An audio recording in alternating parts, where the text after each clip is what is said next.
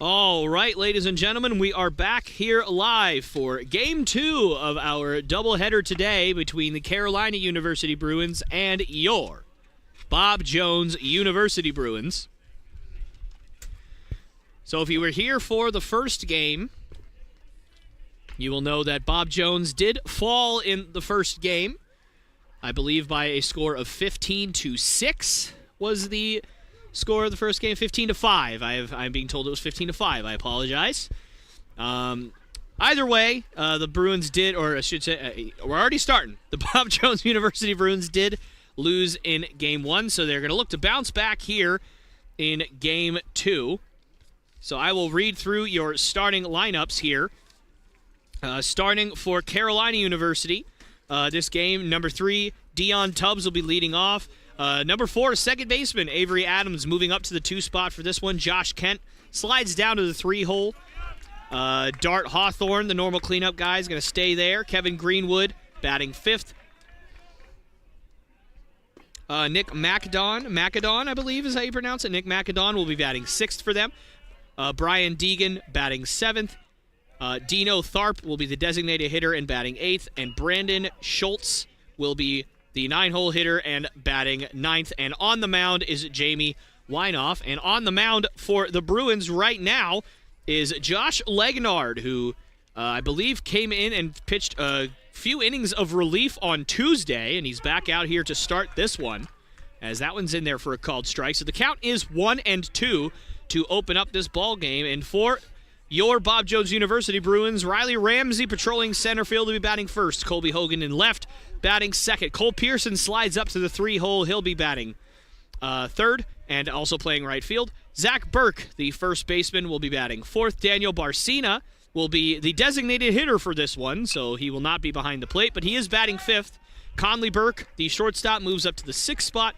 Daniel Wood batting 7th and playing 3rd base. Bryson French will be behind the dish for this one and batting 8th. And Chad Bain back out there at 2nd base, batting 9th. And, of course, Josh Legnard on the mound. That one's tapped over to 1st.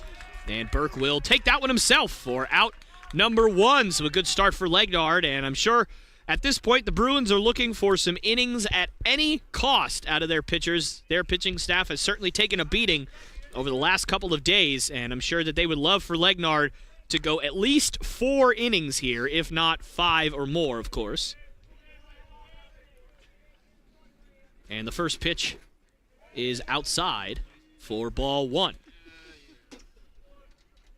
I, of course, am Tyler Lopes. I am taking over for Mr. Gammett as he did play-by-play for the first game. And that one's in there for a swinging strike. Count moves to 1-1.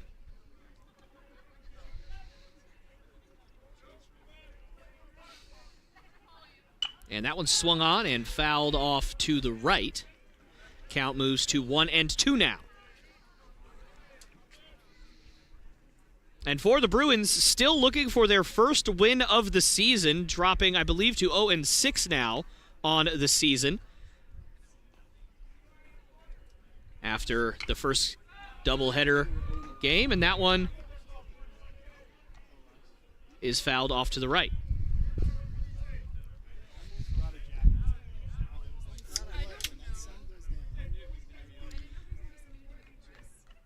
The 1-2.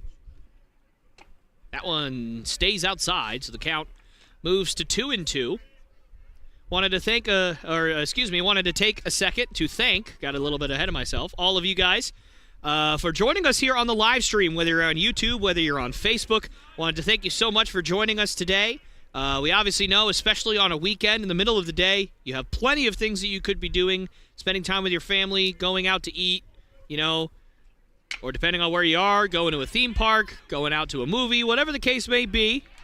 We know you have plenty of things that you could be doing, and we appreciate that you have spent some time with us today, as that one will be caught by Riley Ramsey out in center field for out number 2. And that's going to bring up Josh Kent, who hit a grand slam in the last ball game, and then crazily enough, actually ended up batting again in that inning and having another 2 RBI hits. So we got 6 RBIs in 1 inning. And how many times in life are you going to be able to say you did something like that on the baseball field? As that one's in there for a called strike. I can tell you I certainly never did that. It was a big day when I had 5 RBIs in a game, never mind 6 RBIs in an inning. If you have 6 RBIs, that's a good week, usually, for a batter, never mind an inning. And the 1-1. Upstairs, count moves to 2-1.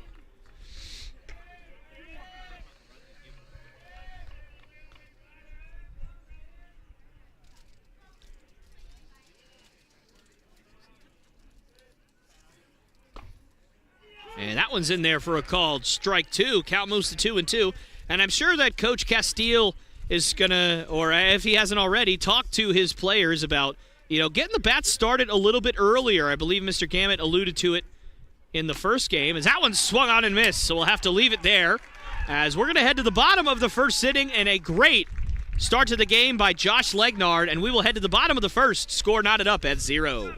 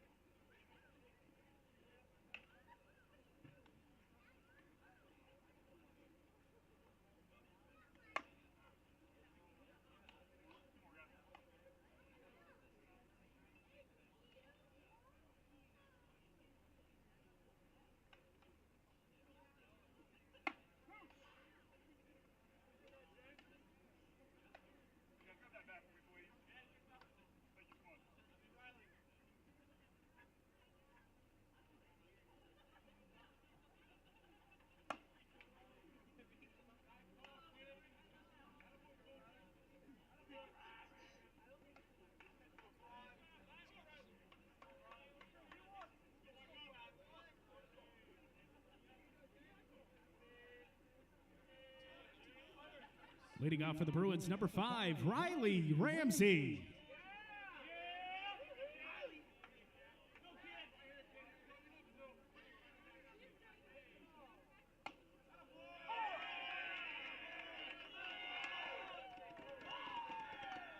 All right, and we are back here as Riley Ramsey takes the first pitch for a called strike from Jamie Weinkoff, and a swing and a miss there. So Weinkoff, the pitcher for Carolina University, and the 0-2.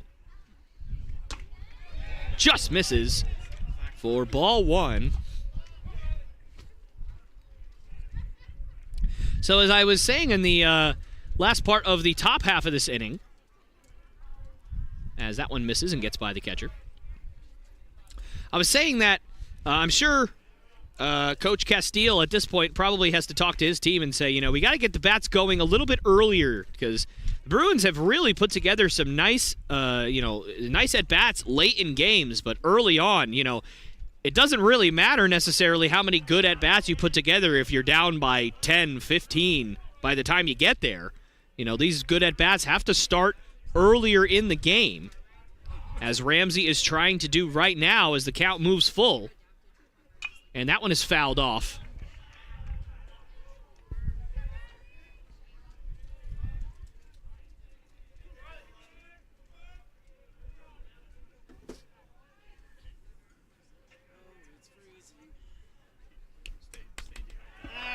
And that one gets by the catcher. So Riley Ramsey leads off the game with a walk.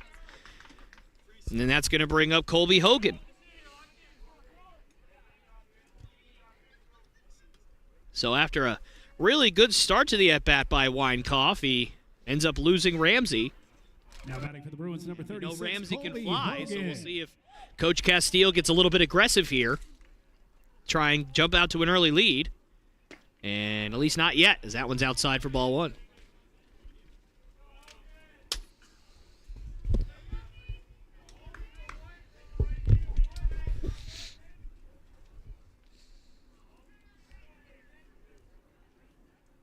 And that one is fouled straight back, so the count moves to 1-1.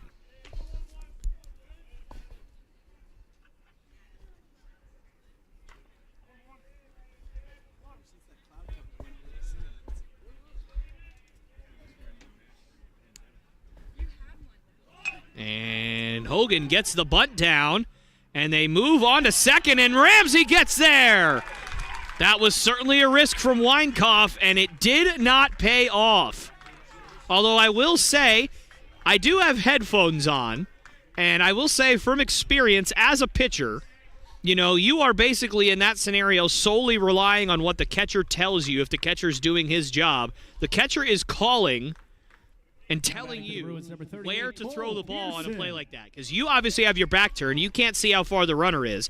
So obviously I have my headphones on, so I couldn't hear if that's what happens. So this is just me, you know, throwing something out here as that one's in the dirt. Nice stop there by Kent.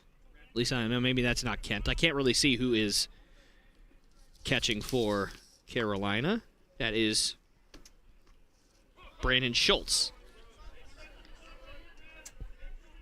So anyways, obviously I can't hear, so I can't definitively say if the catcher did tell the pitcher to throw to second, but if that is the case, then that would be on the catcher in that instance, because the pitcher is just doing what the catcher tells him to do. And in my experience as a pitcher on a bunt like that, you are relying on the catcher telling you where to throw the ball if the catcher's doing his job. So hopefully that wasn't too confusing. And that one just misses. So the count now moves to 3-0. And so the Bruins really cooking something up here in the bottom of the first. And a big spot for Cole Pearson to at least keep this inning going and getting their big power bat and Zach Burke up to the plate with some runners in scoring position and with some outs to play with. And that one is finally in there for a called strike from Weinkauf.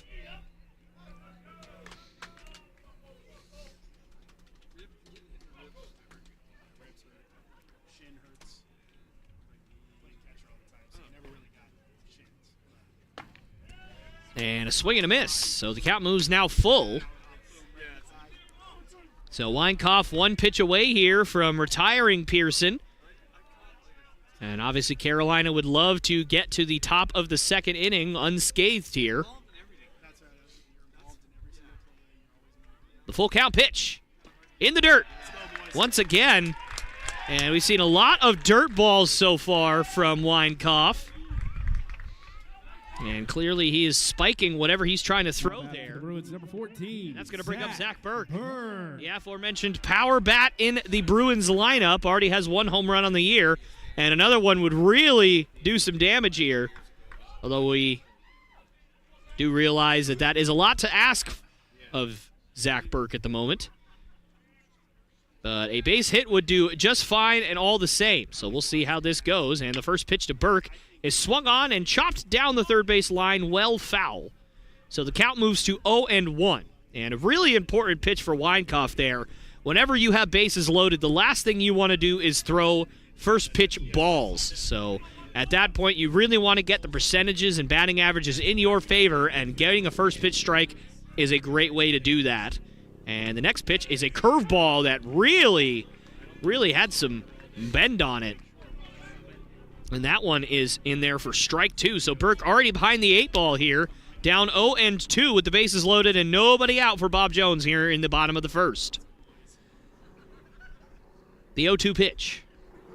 Upstairs and outside. Effectively worked as a pitch out there, but obviously runners wouldn't be going with all of them filled.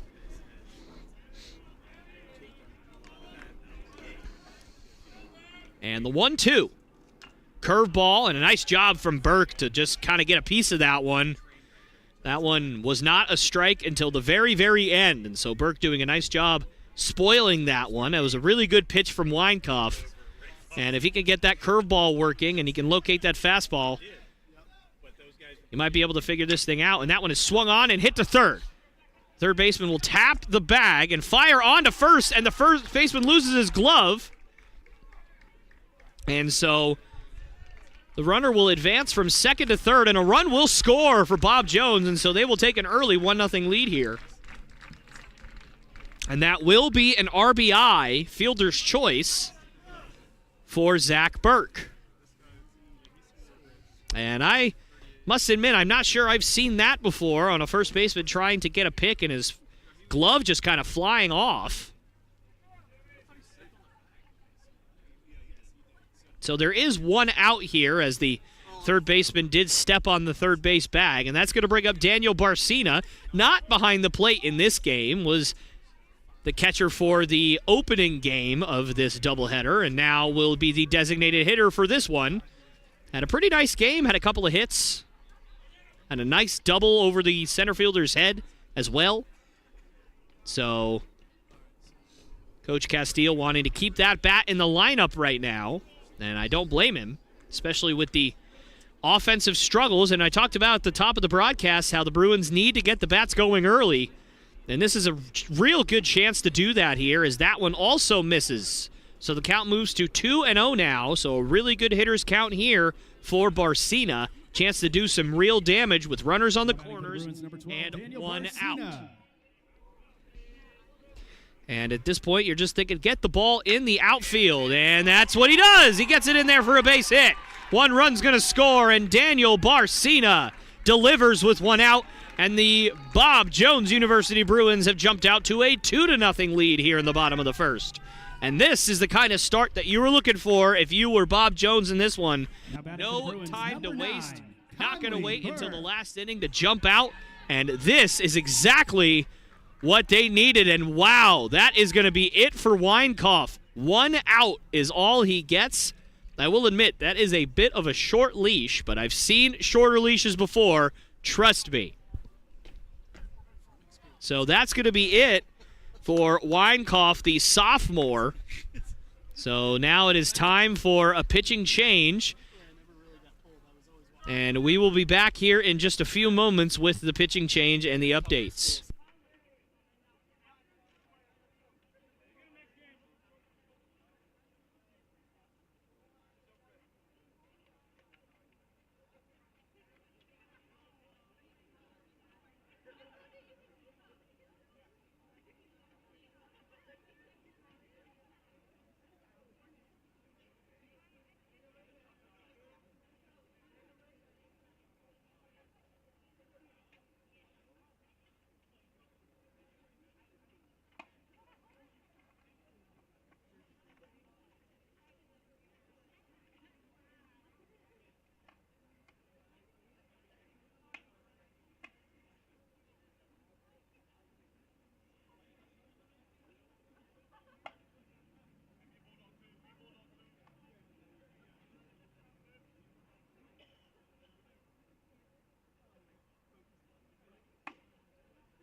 Now pitching for Carolina, Charlie Edwards.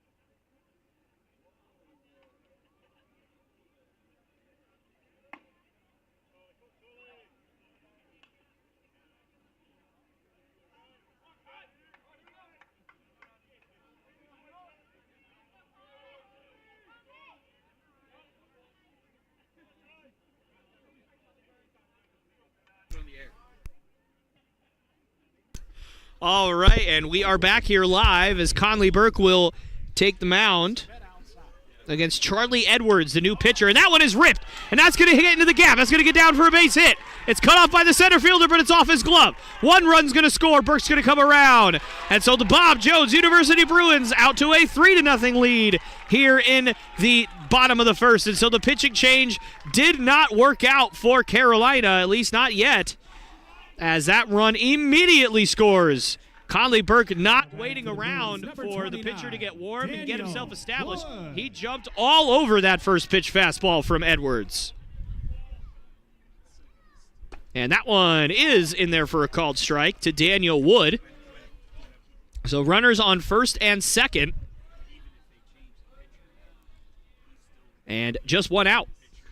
That one misses. Ball one. So Edwards, a senior out of Trinity, North Carolina, so I'm sure at this point Carolina University having plenty of trust in him to get out of this jam, as that one is fouled off.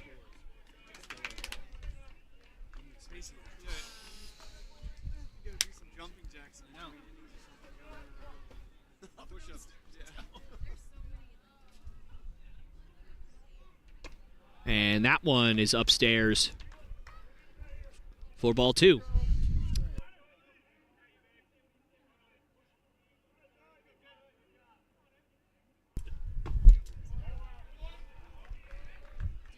And that one misses for ball three.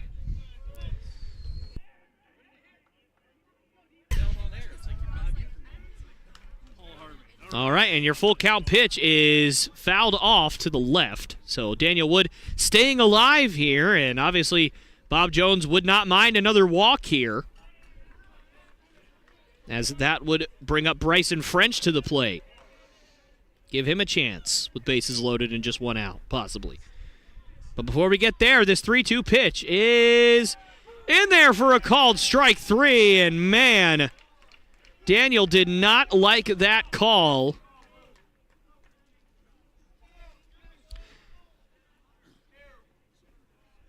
And it now batting for the Bruins, number 15. Seems like there's some other people that do not like that call either.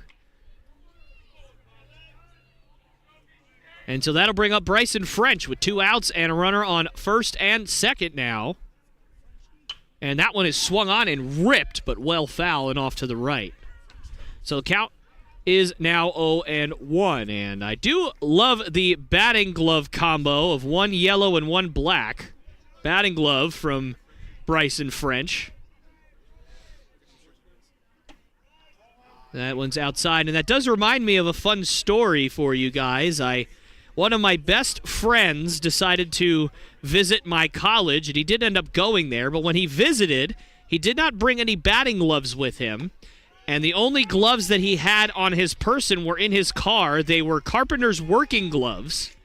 So he had to take batting practice in our practice, trying to basically try out, essentially, for the team wearing working gloves, as that one is in there for a called strike three. So French does unfortunately go down looking, but the Bruins do strike for 3 runs as Bob Jones will head to the top of the second inning, up 3-0. Upstate Granite Solutions is a proud partner of your BJU Bruins with over 100 years of industry experience. Upstate Granite Solutions tailors their services to help with each individual project. Check them out online, upstategranitesolutions.com.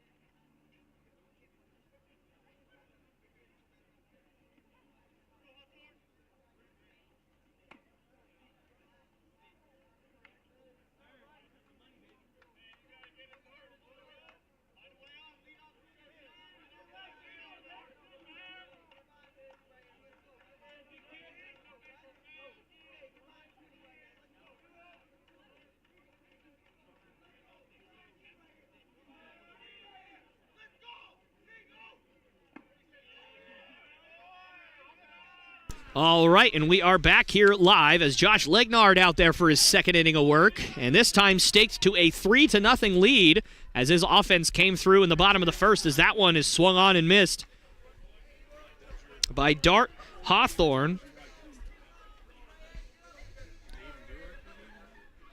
And the 1-1 is swung on and missed again. So Legnard has found something that Carolina University does not like right now. And the 1-2. Swung on and missed. Hawthorne goes down swinging to open up the second, and that one is thrown down the left field line, which never a good thing, but it happens. But nonetheless, 1 out in the inning here. And that is going to bring up Kevin Greenwood, the first baseman for Carolina.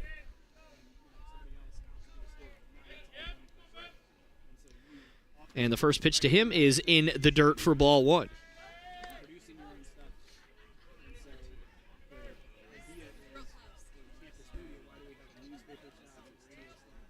And that one is also inside and in the dirt. So Legnard having a little bit of trouble finding it here.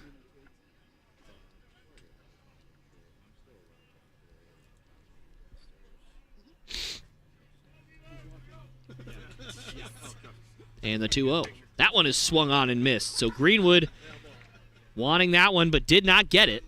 So the count moves to 2-1.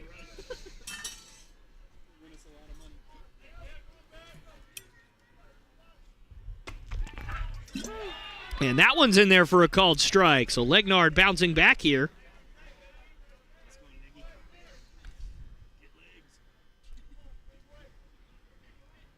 And the 2-2 swung on and hit out toward the gap.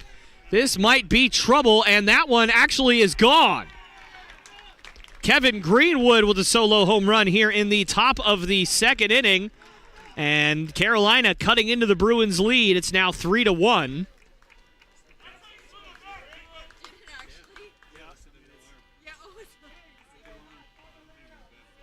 And a car alarm is going off out there, so my guess is I don't think he hit that ball that far to hit that car, so I'm guessing that it probably bounced in some way. So I'm very sorry to whoever owns that car, and I'm also very sorry to whoever has to listen to that car alarm for the next hour and a half.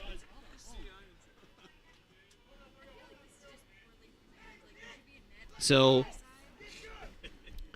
Nick Macadon is now up to bat as that one's in for a called strike. And for Legnard, solo home runs are not going to kill you at this point. It's about keeping base runners off the diamond consistently today, as that one's in there for a called strike too. That's going to be the name of the game for Legnard, is limit base runners, limit the chances for big hits.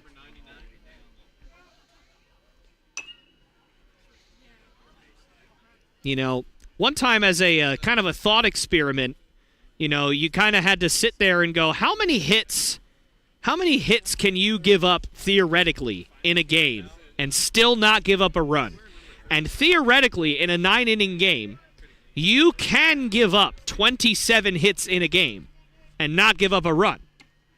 You can give 3 singles every inning, and the guy does not score, and then you strike out the next 3 guys, or some combination of that. You can technically give up 27 hits in a game and still not give up a run. Now, obviously, that is basically impossible.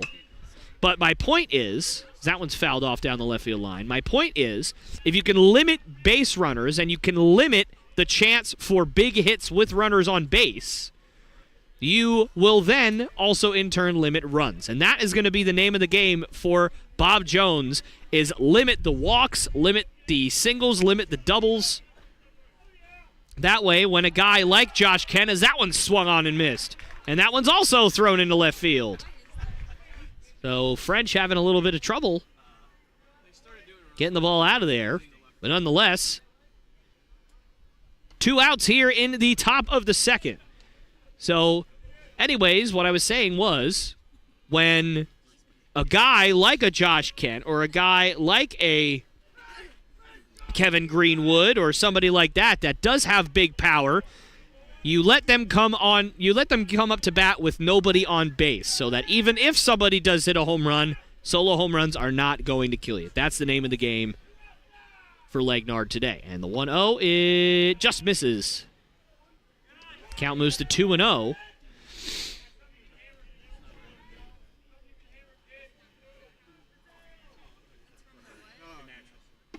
And that one also just misses, so the count now 3-0. This is Brian Deegan at the plate for Carolina. And that one's in there for a called strike. So the count moves to 3-1 as Legnard looks to get the Bob Jones University Bruins back in the dugout.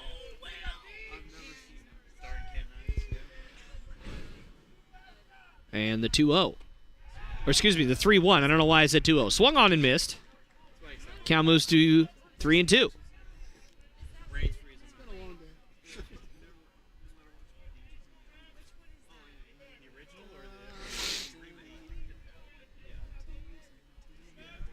And the full count pitch, and that one's upstairs and outside. So Legnard issues a 2-out walk here, and that is going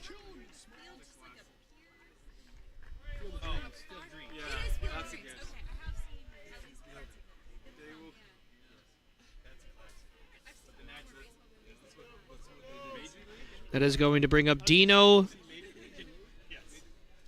Tharp. Sorry, I just couldn't read the handwriting for a second there as the runner takes off for second, and a nice throw by French, but he just gets in ahead of the throw. Great throw by Bryson French. Did all he could in that instance, but the throw just a tick late. So that will be a successful stolen base for Brian Deegan, and now Dino Tharp will have a chance for a 2-out RBI here. And that one is swung on, and he delivers a hit. Let's see if they send him, and they are going to send him. And they will score. So the 2-out walk comes back to haunt Bob Jones, as now this lead has shrunk down to 1. It is 3-2 Bob Jones here in the top of the second.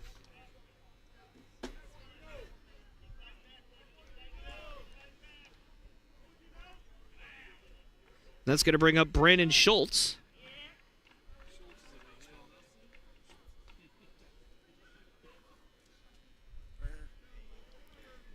who is behind the plate in this one.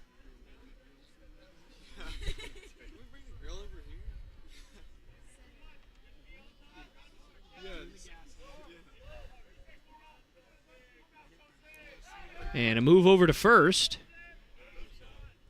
as Tharp gets back safely. It's a big 2-out hit right there for Dino Tharp. And for Carolina, of course, looking to claw their way back in this one as Tharp takes off.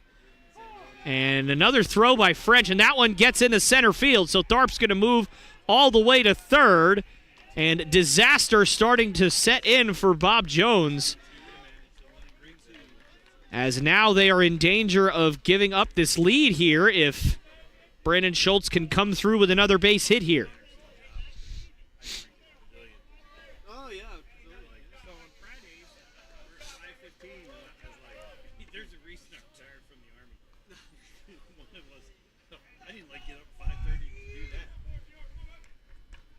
And that one is in there for a called strike, too. So Legnard looking to get out of this inning here. And he's off to a good start in doing that. Up 0-2 on Brandon Schultz. And the 0-2. In there for a called strike 3. Good off-speed pitch from Legnard. And he froze Schultz. And the Bruins give up 2, but still exit the second inning with the lead. So we'll head to the bottom half of the second inning with the Bob Jones University Bruins up 3-2.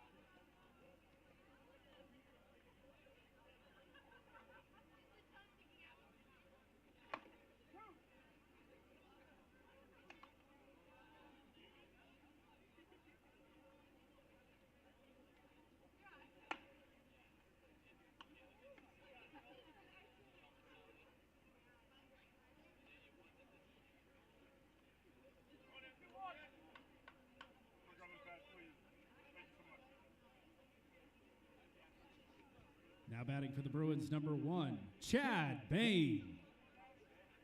All right, and we are back here live as Chad Bain grabs the bat, and he'll lead things off for Bob Jones here in the bottom of the second. And he swings and misses at that pitch from Charlie Edwards. Still on the mound after getting out of the last inning for Carolina. He was not the starter for Carolina, as he was lifted in the middle of last inning after only getting 4 outs total in the game. Certainly not what Carolina was looking for there, as that one is swung on and hit out to center field, and that's going to drop for a base hit. Chad Bain delivers out of the 9 spot, and he'll lead it off for Bob Jones with a single, and that'll bring up the top of the lineup, which will be Riley Ramsey. Yeah, they actually were my freshman year was their last year.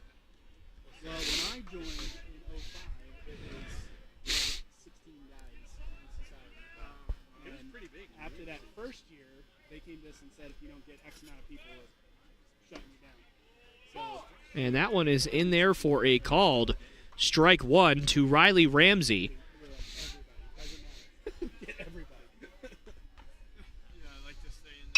And that one is swung on and hit out to fairly deep central, and that wind really playing with that baseball. But center fielder backs up and makes the catch, so Ramsey is retired for the first out of the inning.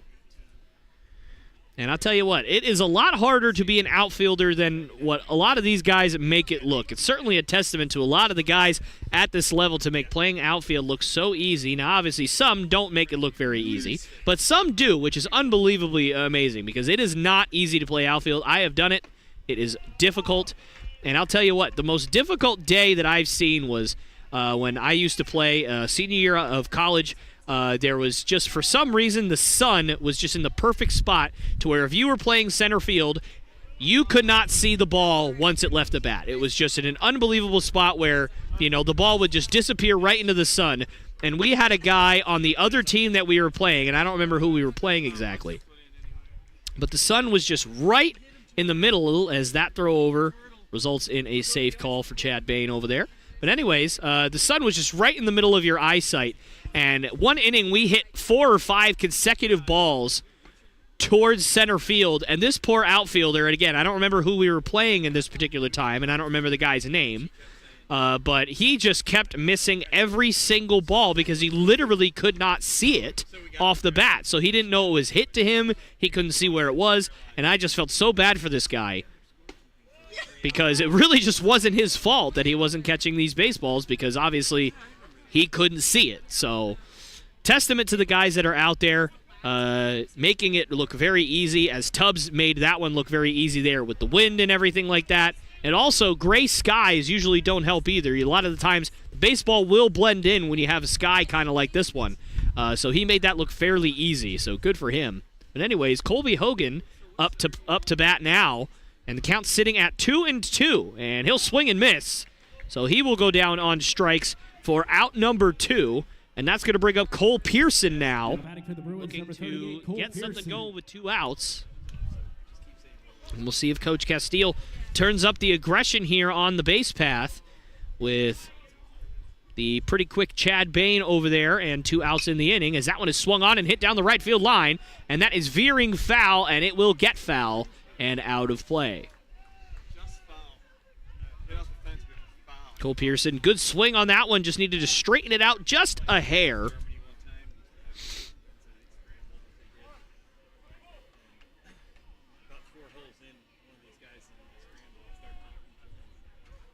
And that one is popped high in the air, and that's going to get way out of play and into the stands. And that one bounces back toward the field. And count's going to be 0-2 now to Cole Pearson, as Charlie Edwards really looking to settle down here and get the Carolina University Bruins back in their dugout to continue the momentum they got from their last inning.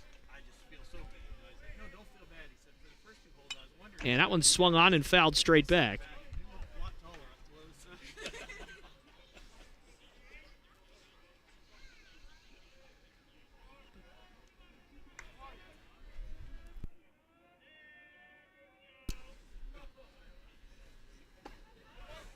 And that one misses.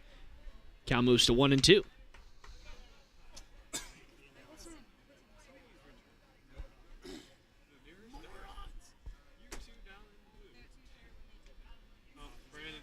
And the 1-2. Swung on and missed. Pearson goes down swinging. So Carolina avoids any sort of damage. And Bob Jones will head to the top of the third, winning 3-2.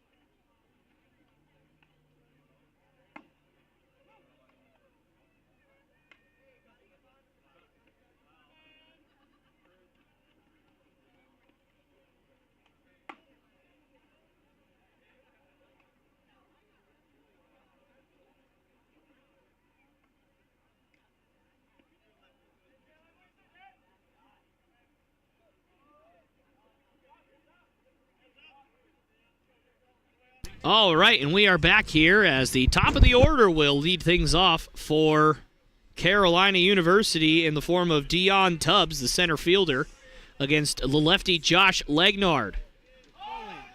And Tubbs looking to bunt there, and he did go around pretty clearly.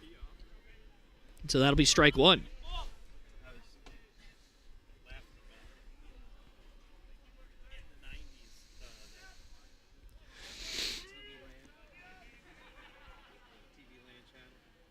And that one just outside for Legnard. Count moves to 1-1. So the Bruins cannot understate the importance of putting up a 0 here on defense. Certainly, Carolina has a little bit of momentum after getting a couple of runs in the last inning. And they are not going to get Tubbs. There was some miscommunication on who was going to cover the bag. Bain not able to get over in time. And so Tubbs has another bunt single. He had one yesterday. So another really nice job from him as he'll get aboard to lead off the third, and obviously he can run, so look for him to steal some bases, especially Legnard having a little bit of a slower delivery to the plate than the average pitcher, which that's not to say it's a bad thing necessarily. It's just that means you are a little bit more prone to having some stolen bases allowed off of you if you don't manage it properly and don't time it out properly and don't kind of, mix up your looks and mess with the timing of the base runner. And he'll throw over to first, kind of with that idea in mind, trying to keep Tubbs at bay over there. That's going to bring up the second baseman, Avery Adams, who batted 9th, I believe, in the last game, and now moves up to the 2 spot for this one. And first pitch from Legnard is downstairs for ball 1.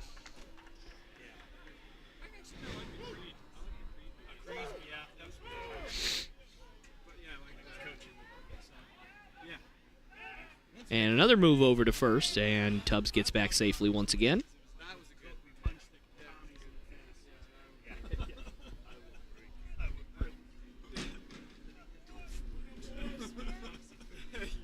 And Tubbs on the move, swinging just kind of to protect the runner, but he didn't really need any protection as he steals that bag with relative ease. And so there will be actually, they're going to tell him to go back. I believe they're going to call batter interference here on the swing, and the batter is out. And you do not see that call very often. We've seen some very strange calls the last few days. And just when you start to believe you see everything in the game of baseball, you see that. Do not see batter interference called very often, but I think that was a good call there, as Adams clearly kind of leaned out over the plate, kind of flung the bat out, just trying to protect. And you just can't do that. You just cannot do that. And so that's going to bring up Josh Kent, who, like I said in his previous at-bat, hit a grand slam in his last game. So obviously that was earlier today. And so, best time you want to face a guy with that kind of pop is with nobody on base. And if there is going to be somebody on base, you want him to be at first. And Tubbs moving on first move, and he just sneaks in there. That double pump at first gave Tubbs just enough time to sneak in there. And we've seen that happen a few times against lefties. A guy just running on first move to try and beat it out, even if they do move over to first. And I was taught as a first baseman that when you see that happening, when you know the guy's taking off, you take a couple of steps toward the mound so that it takes less time for the ball to get to you, so that you could just kind of let it go and fire at the same time. But obviously that's not what happened there. And that honestly might have made all the difference, because Tubbs did beat it out by just a hair, barely getting a finger in there. And that one's downstairs. Count moves to 2-0.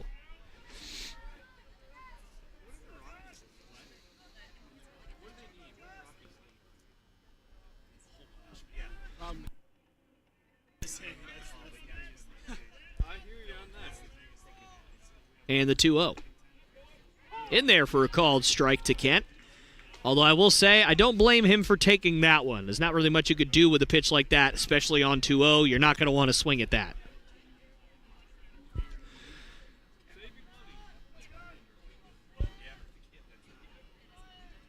The 2-1.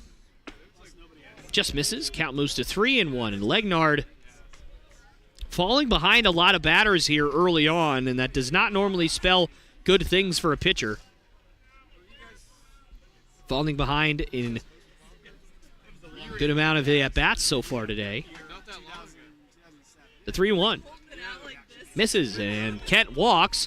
Not the worst thing in the world considering the open base, but that will bring up a dangerous hitter in and of himself, which is Dard Hawthorne. Did go down on strikes in his last plate appearance, but obviously he has shown some power and shown some finesse at the plate. And one big swing at the bat could really do some damage for Bob Jones here. And the first pitch to him is upstairs for ball one. So Legnard, like I said, really having a hard time finding home plate at the moment. Didn't lose till the World Series. That's right. I think that's what they were like. Then we had like a week and a half off. How do we disturb went 6 with this team? And that one swung on and missed. Count moves to 1-1.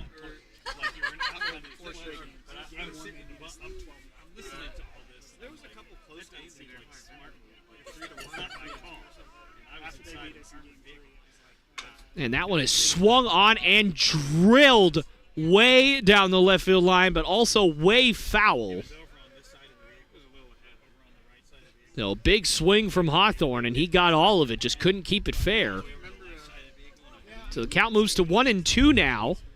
And I know the Bruins of Bob Jones would absolutely love a double play here. And that one just misses.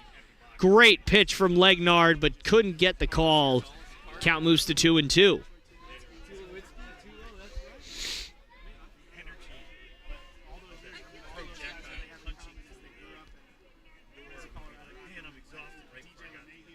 That one swung on and missed. Big pitch from Legnard.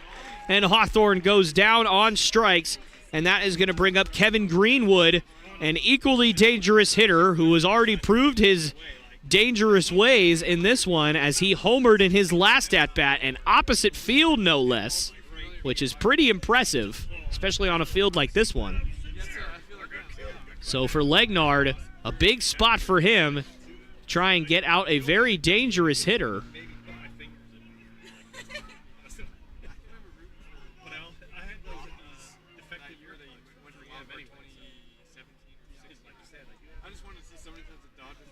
And the first pitch to Greenwood. Swung on and hit over toward the dugout. And man, that went all the way into the dugout, and everybody just kind of had to run out of danger there. And I don't believe that hit anybody, which is good. Not seeing any sort of mad scramble to get a doctor or anything, so I'm guessing that that means that nobody got hit.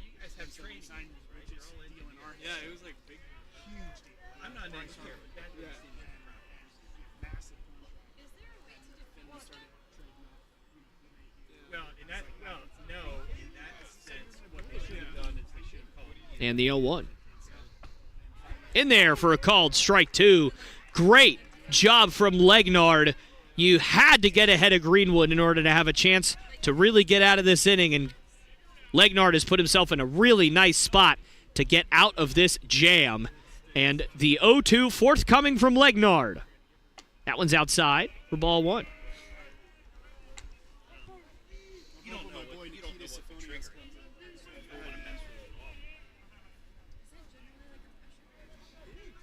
No, some of them were, well, they were Brandon Davis. And time called by Greenwood at the plate.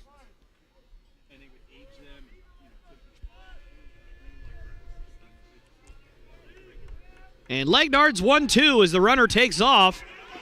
And they're going to say that he didn't. They're going to say that he didn't take contact, and the throw to the plate is not in time. Oh, and a terrible break for the Bruins as a run will score from second on a strikeout. How many times can you say that? The run was scored on a strikeout. The catcher couldn't handle it. It goes to the backstop, and we've seen and said it many times, this backstop is both a blessing and a curse because of how big it is. The batter struck out, was able to run to first, beat that out. The throw to the plate was not in time. I think even if the ball was fielded cleanly, it still wouldn't have been in time. And so now the score is 3-3. And so, again, how many times can you say that you tied the game on a strikeout? And that one's in there for a called strike. And obviously a terrible break for Legnard as he very clearly did his job of getting out of the jam, got the swinging strikeout, and then chaos ensued afterwards, and there was nothing he could do about it. And a move to second, and that one gets to the outfield. And so runners will advance a base, and so now the double play, and they're going to try for home, and they're going to steal a run. Josh Kent with a great read there as the Bruins were a little slow getting the ball back into the infield. And the Carolina University Bruins have quite literally stolen the lead away from Bob Jones. And right there, I think, is what it's pretty easy to say the difference is between winning and losing baseball right there is small mistakes like that just piling up. And now Carolina has the lead with the chance for more as that one's in there for a called strike 2.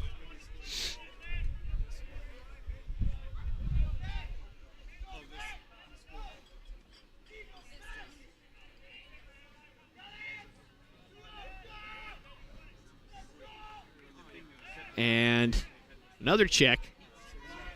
And after the last one, I'm not sure I'd want to do that again.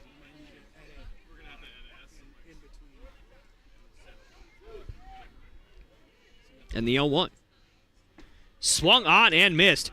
That was a huge swing from Macedon. And that is the end of the inning. So 2 runs do score for Carolina, and an unfortunate turn of events, but we will head to the bottom of the third with Bob Jones trailing 4-3.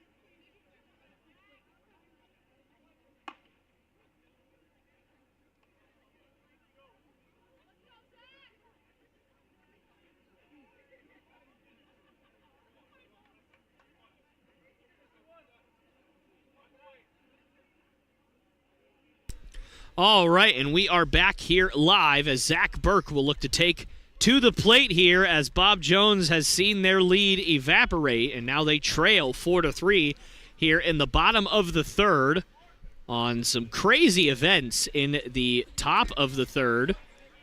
The tying run scoring from second on a strikeout. Yes, that is right. You did hear me correctly. Scoring from second on a strikeout. As the ball just kind of, that one's in there for a called strike. The ball just kind of getting past the catcher and the runner able to come all the way from second all the way to score.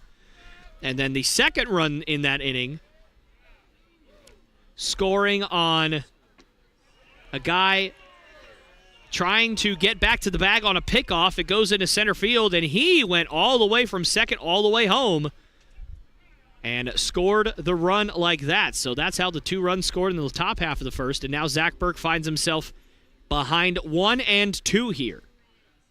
And that one's in there for a called strike 3. Burke not able to get a bat on that one, and so we're gonna head to Daniel Barcina now. We'll turn it over to him, and he'll hope to keep that hot bat going. Had an RBI single in his last at-bat, looking to, again, as I said, keep that hot streak going.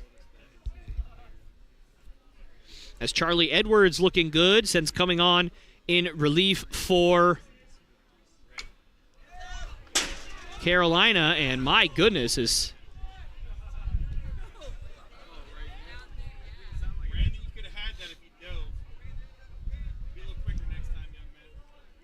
That foul ball nearly hitting some of our fans over here, but luckily everybody's all right. And the next pitch is chopped over to first. And some PFPs well executed, as that'll be out number 2 as Barcina grounds out for, again, out number 2. So that's going to bring up, Conley Burke, who has slid down the lineup, usually the 3-hole batter, but batted 7th in the last game and now 6th in this one, as he has started out a little cold on the year, and a line shot. And man, he has hit the ball hard today, but unfortunately has found leather every time. So a quick bottom of the third inning for Bob Jones, and we'll head to the top of the fourth when we come back as the Bob Jones University Bruins trail 4-3.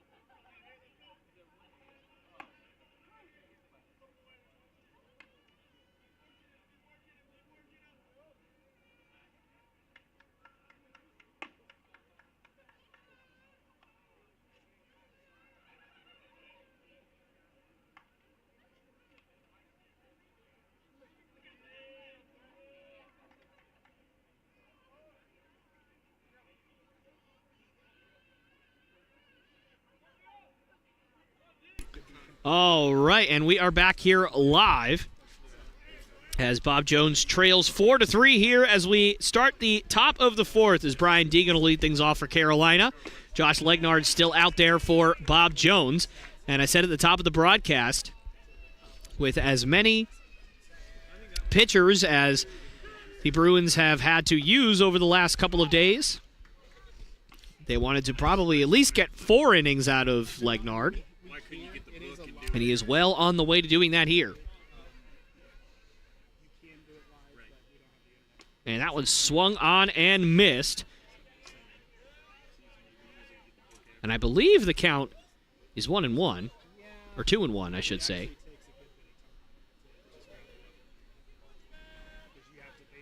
And that one is swung on and missed, and never mind. It was 1-2. And so that will be a strikeout for Legnard. I do apologize for messing up the count there.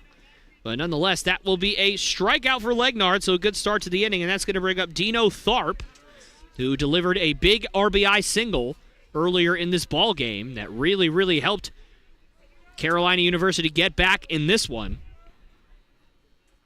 And first pitch to him is swung on and hit out towards center field. Riley Ramsey drifts over and slightly back to his right, and he will make the catch for out number 2. So 2 quick outs for Legnard here as he looks to really bounce back from the last inning where I think he pitched fairly well, just a couple of bad breaks for him, ended up spelling doom, and that's going to bring up Brandon Schultz.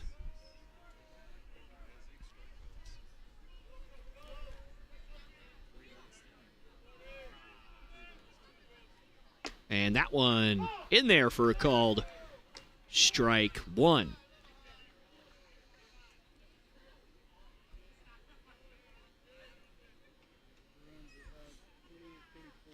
And that one misses.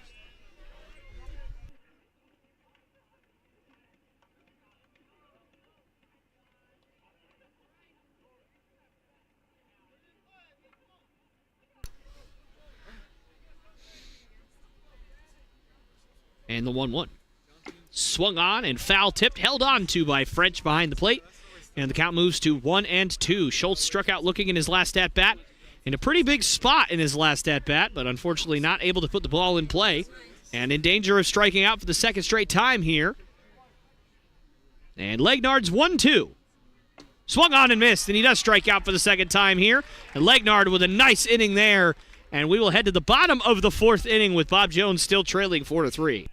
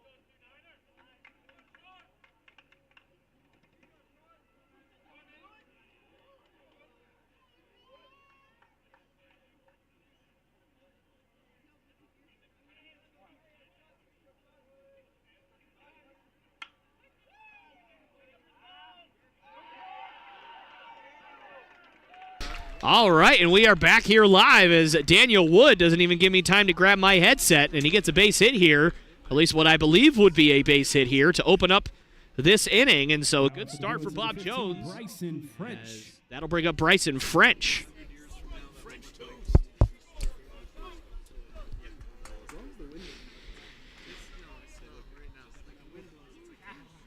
And the first pitch to French is swung on and hit down the right field line, but out of play.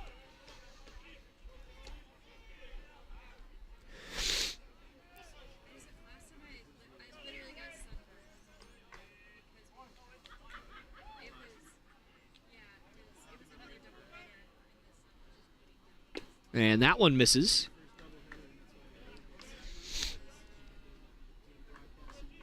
And I would love to see the Bruins being a little bit more aggressive earlier in counts, because Charlie Edwards has really showed to throw a lot of strikes in this one, and that one is tapped off the foot of French.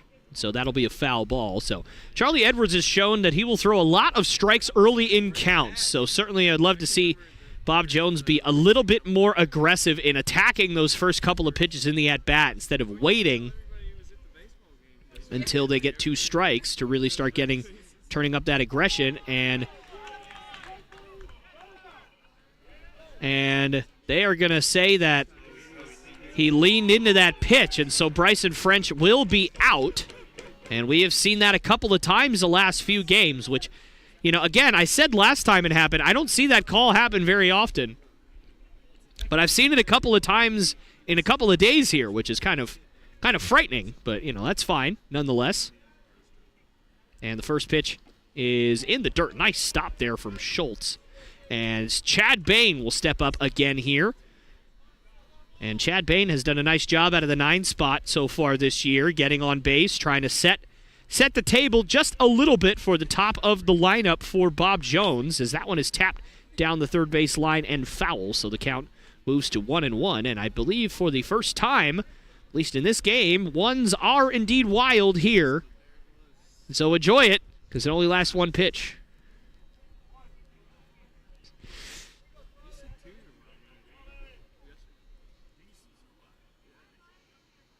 And that one swung on, and a hard hit ball stopped over there at third base. And a nice recovery over there by, I can't exactly see the number. If that is Larry Franks, I believe his number is 30 on his uniform. Unless I'm losing my mind. I don't know. Nonetheless, nice play by whoever is over there at third base. Ah, that's why. It is Nick Macedon. That is number 13. I don't know where I'm seeing number 30 on there, but you know what? It's fine. It's been a long day, and we're just going to go with it. And that one swung on and missed. It's Riley Ramsey down 0-2 here. So 2 strikes and 2 outs and a runner on second here. And a big opportunity for Bob Jones. Can Charlie Edwards get out of it, though? And he can. Riley Ramsey goes down on 3 pitches. And so we will head to the top of the 5th inning with the score sitting at Carolina University 4, Bob Jones University 3.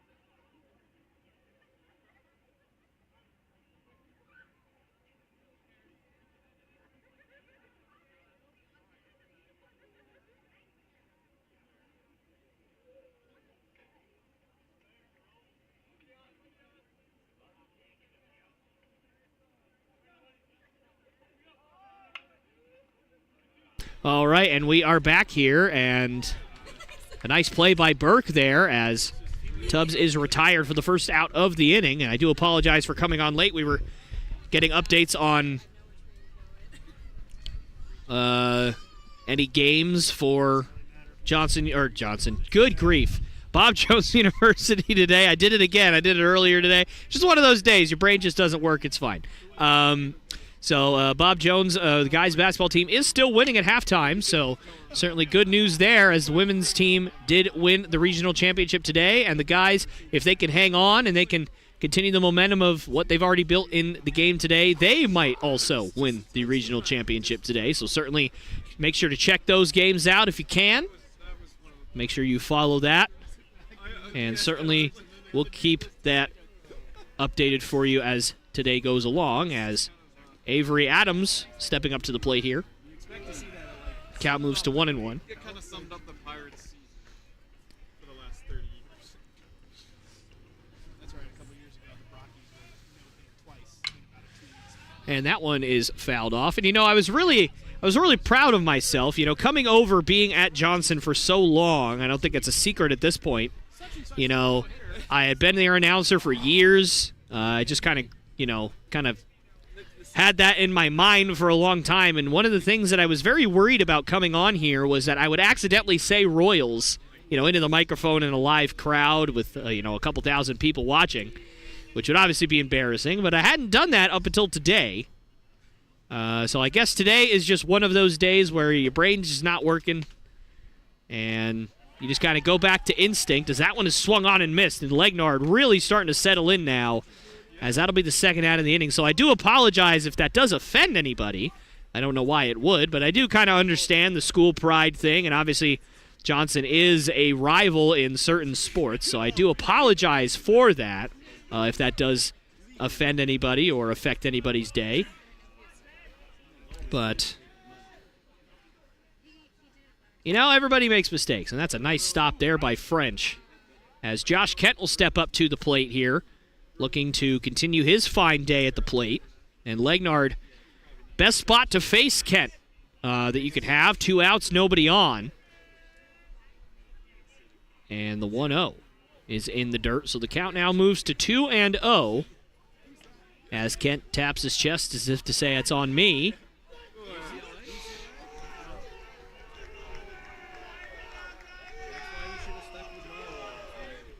And that one's outside, so Legnard not wanting to give Kent anything right now, and I don't blame them, as he has really been a menace at the plate today for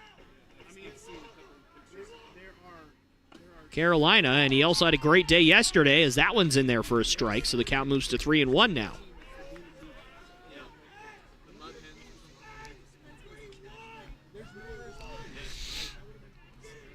And the 3-1. Swung on and fouled straight back.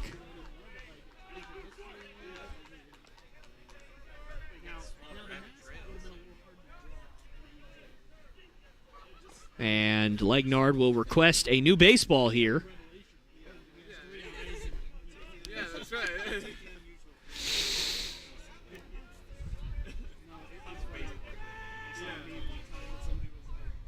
And that one is swung on and missed.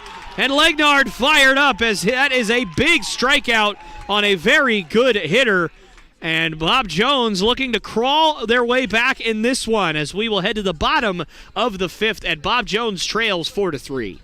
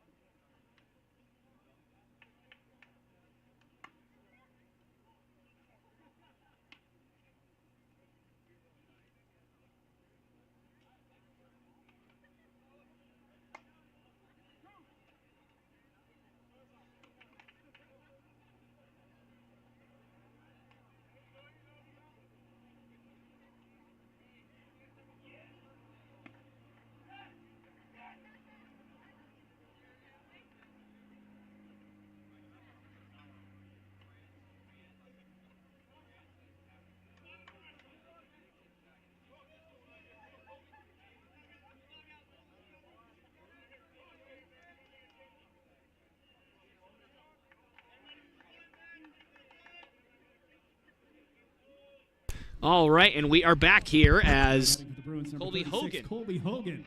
will grab a bat here and look to lead things off in the bottom of the fifth as Bob Jones running out of time here to come back in this one as that one's chopped over to Avery Adams at second base, and he'll fire over to first for out number 1. And that'll bring up Cole Pearson. So as I said, Bruins running out of opportunity. I should say, again, Bob Jones running out of opportunities to come back in this one, as this will obviously mark the third to last opportunity. Obviously, with the doubleheader rules, 2 7-inning games will be played today. So this is obviously the second of our 2 games today, as that looked like the foul ball hit off of the left arm of the catcher Schultz. So the umpire going to give him a minute to get rid of the pain. Obviously, just like what players do for the umpire, if the umpire gets struck, they'll give the umpire a few moments to, clear their mind and get focused back up after taking a nice shot there. So nice to see that from umpires. You don't always see that, but you do see it sometimes, and it isn't always nice to see. And the 0-1 from Edwards. Swung on and chopped over to short. And he'll throw on to first. And a bit of a high throw, but Greenwood comes back down on the bag. And so Kent saved from an error there, but that will be 2 outs now in the bottom of the 5th.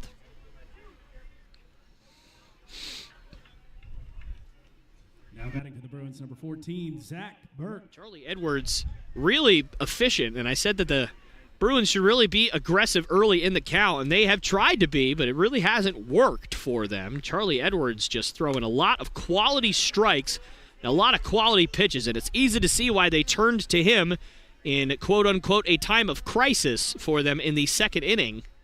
Obviously, the crisis was only, 3 runs, but still, at that point, obviously they wanted to make a pitching change before things got out of hand, and it has certainly worked out for them as they are now in the lead.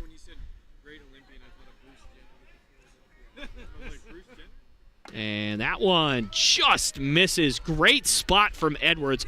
As a pitcher, I would take that spot 100 times out of 100, even if it doesn't get called. So that's a fantastic pitch. The count moves to 2-1.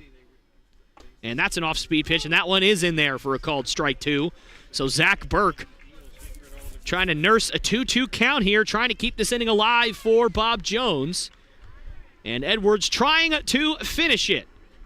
And that one's in the dirt for ball 3. So full count here to Burke, who has already shown his willingness to take walks so far this year. He's certainly drawn plenty of them, at least on the broadcasts that we've had. And the full count. Swung on and fouled straight back as Burke stays alive.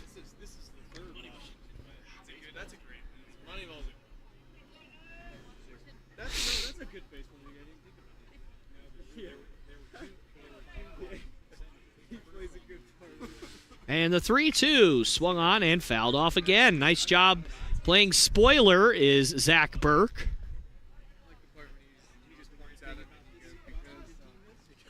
I can't remember what he said. Because he gets on base. And another full count pitch, and Burke chops that one. Might be a tough play for Kent. And Greenwood trying to stab it there. Couldn't hang on, and so that's going to be an error on Jeff Kent. So Zach Burke reaches base, and so hope is still abound here in the bottom of the 5th. And that'll bring up the hot swinging bat of Daniel Barcina. Was retired in his last at-bat, but before that he's really been swinging a hot bat. So this is probably one of the guys that you want to see up at this spot right now. So we'll see what Edwards decides to deliver for him. And that one's in the dirt for ball 1. And once again, thank you so much for joining us here today on the live stream. Obviously on a Saturday, we know there could be plenty of things that you could be doing when hopefully, at least most of you, will be off from work, as that one swung on and fouled off to the right. Enjoying time with your family and your friends, doing whatever you normally would do on the weekend. But we do appreciate you taking some time out of your day and joining us here on this live stream, whether you're on Facebook Live, whether you are on YouTube, Whatever the case may be, thank you so much for joining us. And obviously, we've said this many times, but all Bob Jones games this year are free, if you haven't heard that yet before. But just on the off chance that you have not heard it, all Bob Jones games are free. So we do hope that eventually you'll come down to Conestee Park and join us live and in person. And the 1-2. Swung on and tapped over to second base, and Avery Adams will come on and make the catch for out number 3. So nothing comes of the 2-out error from Carolina University, and Bob Jones are going to head to the top of the 6th inning, trailing 4-3.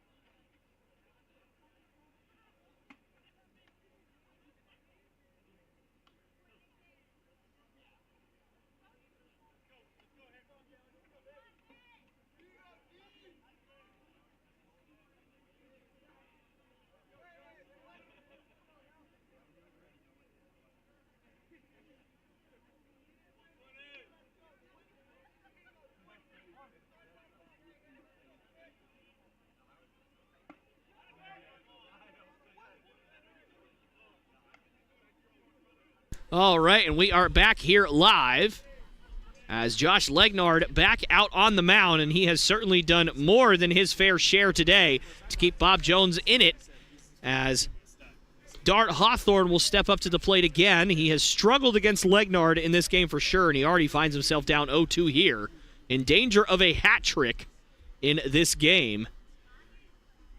And he doesn't swing at that one. Count moves to 1-2.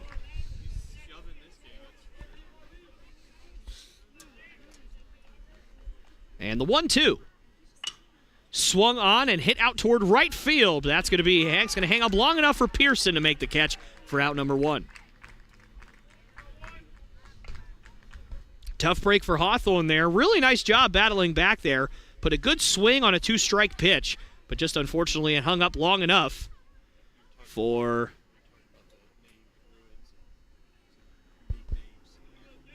sorry, I'm distracted by what's happening right now.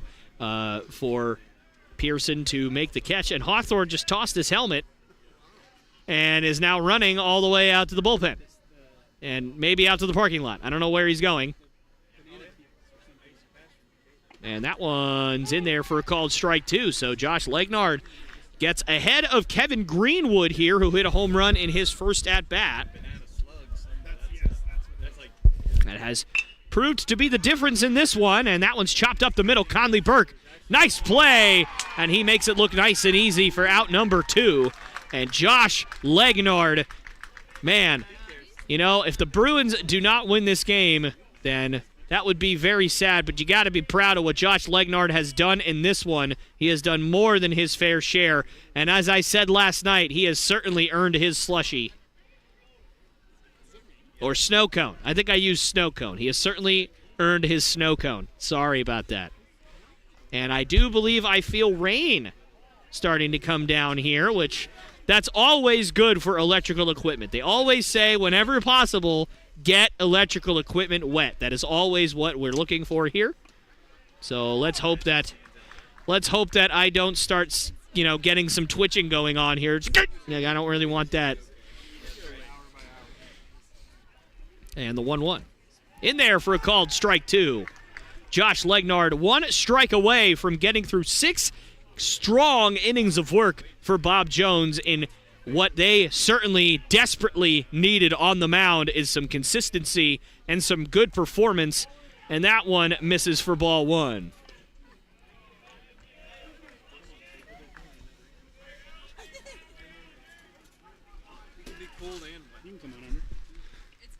And the 2-2 outside and upstairs for ball 3. So the count moves full.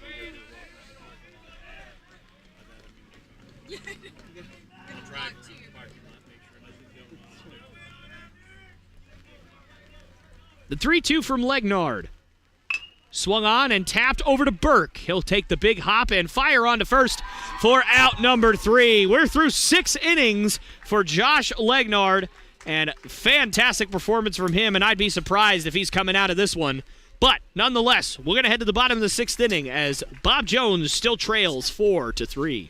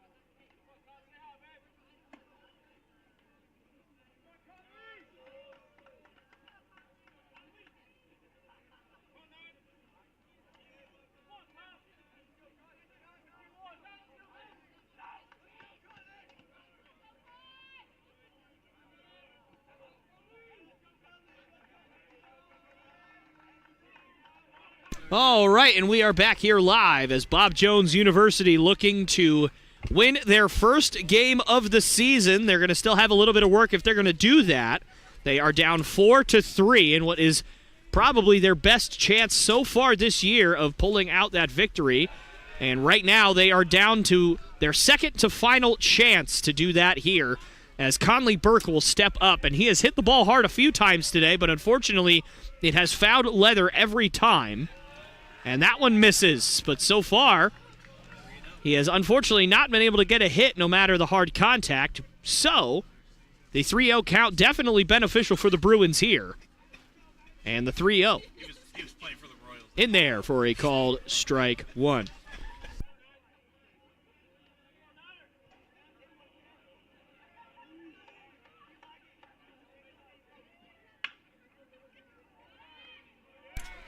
And that one is chopped to short.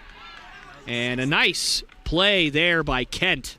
Made an error in the last inning, and I just told that Burke did indeed have a single, and I do remember that. But he has also lined out a couple of times today. That was what I was referring to in that instance. Excuse me. But nonetheless, that will be the first out of the inning here in the bottom of the 6th. So that brings in Daniel Wood, who takes a called strike one.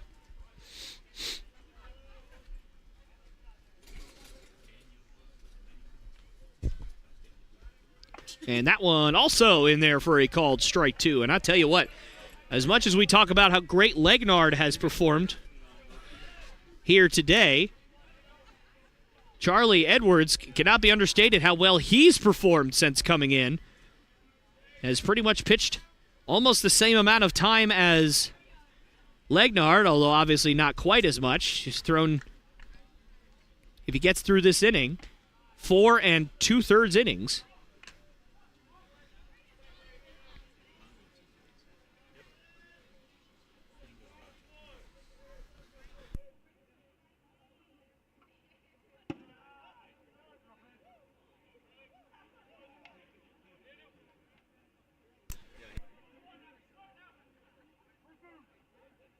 My apologies, it would be 5 2/3. I was thinking that The other guy got pulled in the second inning. I was wrong. He got pulled in the first, so my apologies there. So the count now moves full.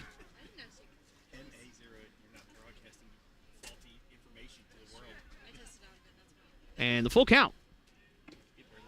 Outside, and Daniel Wood takes a walk. And a big at-bat there for the Bruins, as they really need base runners if they're going to crawl back into this game.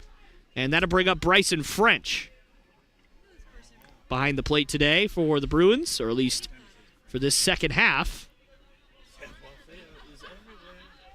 of the doubleheader. And the first pitch. Outside for ball one.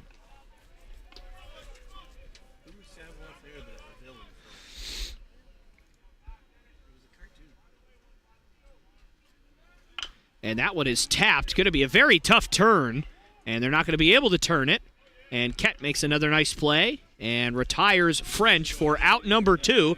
But the runner does move into scoring position, which gives a nice opportunity for Chad Bain to deliver for the Bruins here. And if he could get a base hit, there's a good chance that that would tie the game here in the bottom of the 6th. Yeah. Maybe down the line. And that one just outside. Nice job by Schultz to try and steer that one back toward the plate, but umpire says no dice. That is ball one. So right when I pack up the speakers now, it's not ringing. The 1-0. And that one is swung on and popped high in the air, but that's going to get out of play up into the 5th row for, not out number 1, strike number 1. Yeah, I was like, I still want them. Yeah. I think they're all-weather speakers, but I don't trust them. Probably giving wouldn't be away. in, yeah. Especially if it was like the second inning, I probably would have left them out. But, Yeah. I mean, we're Getting down to the end. one inning left after this. Maybe you warmed up. And the a little 1-1. bit, too. Swung on and hit up the middle, and it is stopped Saved it. by the second baseman Adams, and that is very definitely a run-saving dive by Avery Adams, at least for now. And that's going to bring up Riley Ramsey, the leadoff hitter for Bob Jones, in a big spot here. And we will see what Coach Castile has cooking up for his base runners here.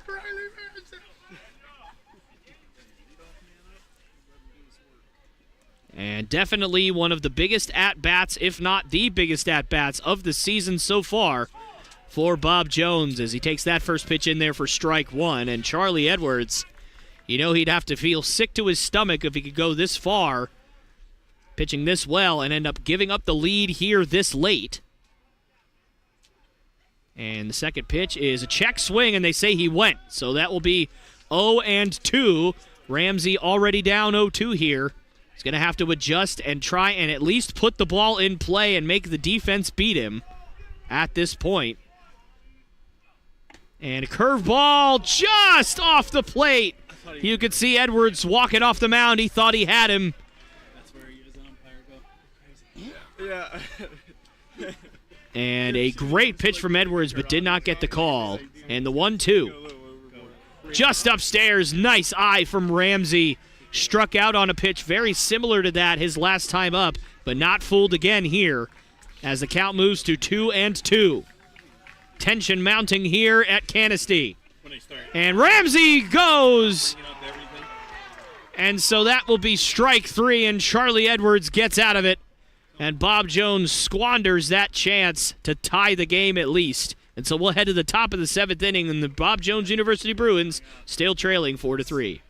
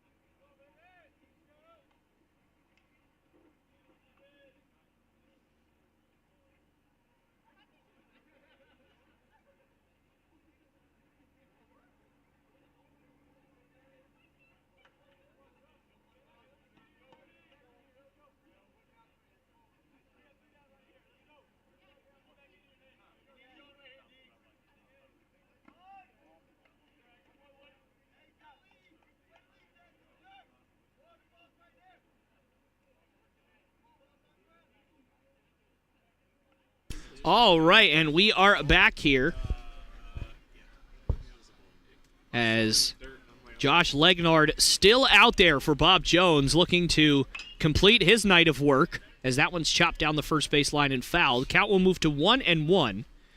And as of just a couple of seconds ago on the live stream, Bob Jones' guys were winning 61-50 with just under 10 minutes left to go in the game. So obviously still plenty of time, but if they can hang on, they will be regional champions, and that will be 2 regional championships for Bob Jones in one day. So obviously really nice for the program there. Obviously being able to watch these teams grow all season long has been an absolute privilege, as that one is chopped over to first base, and Zach Burke fields that one cleanly and tags first for out number 1.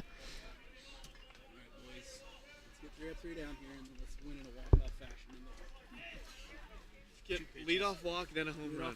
And I'll run and storm the field. Seven innings. 7 innings, no matter what. Well, no. I meant like if they were to go. Yeah, unless it's tied. And first pitch from Legnard in the dirt for ball 1. So Dino Tharp at the plate for Carolina.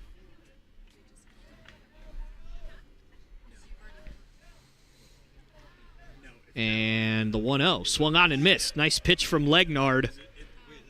And definitely over double digits in strikeouts today. Was that a ball or a strike? That was a swinging strike.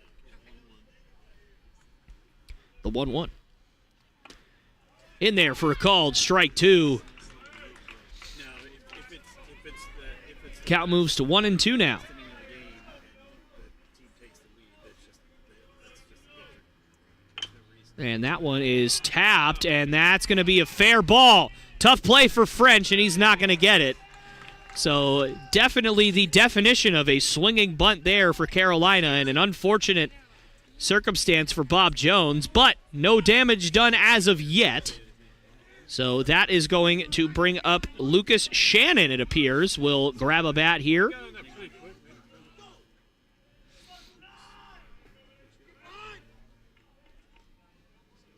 Saw Lucas Shannon, I believe, pitch in the last game for a couple of innings.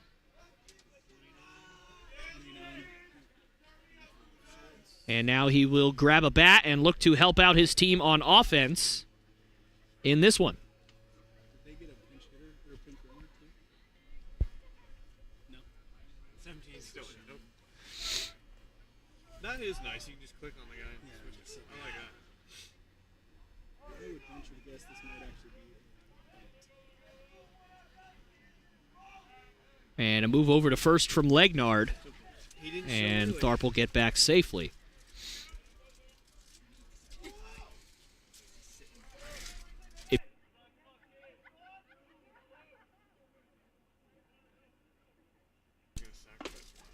And that one just misses. Legnard, good pitch, but just low for ball 1. I thought they might throw over to just to see if he was going to square around earlier. Yeah. But of course he probably would have been squared around by that point. And Legnard's 1-0. Just downstairs. French gathers that one. So count moves to 2-0. A good spot for Shannon here. Sophomore out of Lakeland, Florida. Not too far from my old neck of the woods, from Fort Myers myself. So definitely have a lot of talent down there in Florida. Going all over the country. And that one misses, and it gets away from French. And so that means Tharp will have second base easily, and he will turn and think about heading to third before scampering back to second. So count now moves to 3-0, and obviously you don't want a lot of base runners, but with the open base and a 3-0 count, I wouldn't be surprised if Legnard tries to just throw a more competitive pitch. And that one's a great pitch right there. Nice spot from Legnard. That's in there for a called strike.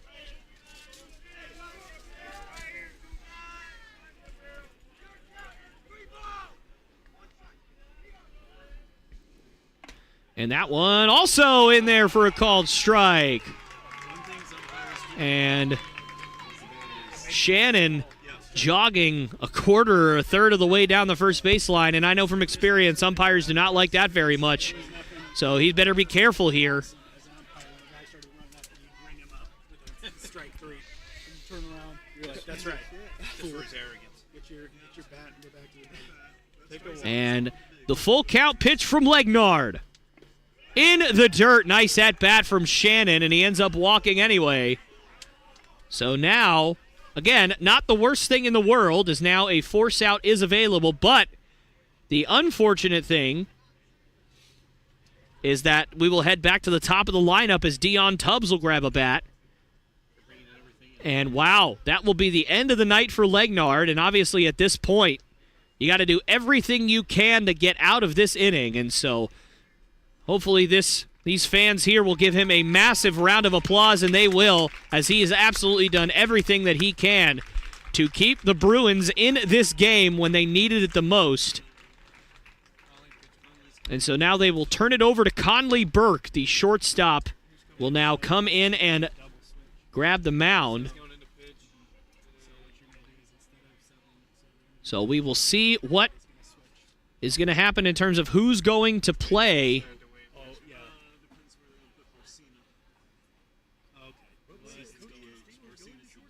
And it looks like Daniel Barcina now will be the catcher. So the designated hitter for today's game, Daniel Barcina. And now Brandon Davis has entered the game, and he's jogging out to left field. So all that's going to happen is you're going to put in Brandon Davis, 20 for Legnard. Yes. That's 20 next time. Now we're going to go over to left field. So Brandon Davis is in left. The left fielder, Hogan, just went to right. And it looks like Colby Hogan will move over from left field to right field. Pearson went from third. And it looks like Cole Pearson will now be your shortstop. And I'm trying to figure out who is playing third Get in base. your positions, guys. Don't stand there. Daniel Wood, it appears to be third base, and Chad Bain will go to second base. So that is, I'm guessing, what is going on here. So Pearson is either playing. I'm guessing he's going to go to third because I'm thinking he moved Daniel Wood to short. He's done that before. So I'm thinking that's what's happening. Pearson to third. And then Daniel Wood to shortstop. He's done that. I'm guessing. And it looks like Barcina might be having a little bit of trouble here seeing the baseball behind the plate. So let's wait to save until the guys. So we'll be right back here after we take a quick break.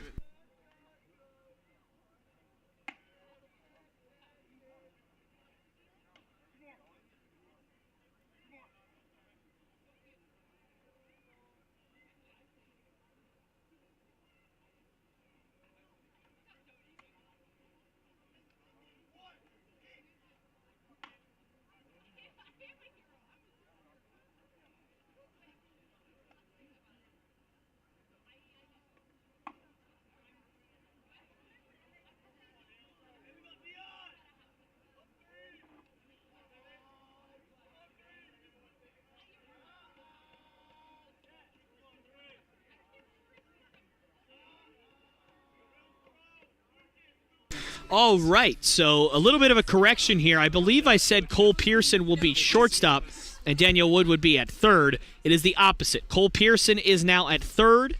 Daniel Wood is now at shortstop. Brandon Davis is in left field.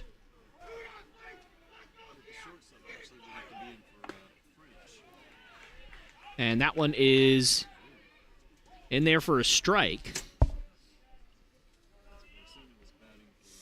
And now, obviously, as I said before, Daniel Barcina will be now behind the plate to catch Conley Burke, who is looking to get out of this jam. And a bunt try, and Barcina throws down. Not sure how great of an idea that is at this point, but a nice stop there by Wood to keep that from going into the outfield. So the count moves to 0-2. as it's clear that Dion Tubbs just going out there to try and bunt his way aboard, or at least to get those runners over and give Jeff Kent, not Jeff Kent. That is a baseball player that played for the Giants. Josh Kent. And that one just misses for ball one. Give Josh Kent an opportunity. Or actually, not even Josh Kent. Avery Adams an opportunity to get the runners in from second and third, but obviously that's not what's going to happen now, as Tubbs will have to swing the bat, and that one's fouled off to the left. But then I looked, I'm like, oh, it hits his final, like, yeah, that's what I saw. I'm like, I saw that, Burke's in there, because I Cannot understate how great of a game Josh Legnard had today, as obviously I've said it a couple of times now, but the Bruins desperately needed some innings and some consistency out of their pitching staff. And that's exactly what they gave them, and that one is held on to by Barcina. Great job from Conley Burke. He gets Tubbs down swinging on strikes, and that will be the second out of the inning. And as I previously stated, that'll bring in Avery Adams, the second baseman for Carolina. And Bob Jones looking to get out of this inning without giving up any runs, and that one is fouled off at the dish. So Conley Burke coming in and throwing a lot of strikes right now, so certainly a good sign for the Bruins. Or I should say for the Bob Jones University Bruins.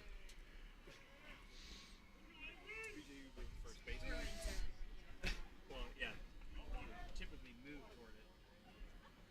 Technically, it could go foul and spin back into play. As long as it doesn't. And that one is lined softly. Going to be a tough play as Adams can move, and he is safe. And that is a tough play, and Daniel Wood probably wanted to charge that one a little bit more than he did. And so now Conley Burke is going to have to face who arguably has been the best hitter for this lineup all day today, Josh Kent, with the bases loaded and 2 outs. And the last time Josh Kent came up with the bases loaded, need I remind all of you, he hit a grand slam. So certainly the last guy the Bruins want to see right now in this spot. And that one is in there for a called strike one. Did go down swinging in his last at-bat. And this is the most important at-bat for the Bruins defense all year as they look to try and come back and win their first game of the season. And that one hits Kent. And so that means a run is going to score. And that play at short will now come back to haunt Bob Jones as it is now 5-3. And that's going to bring up Dart Hawthorne now, the cleanup hitter for Carolina.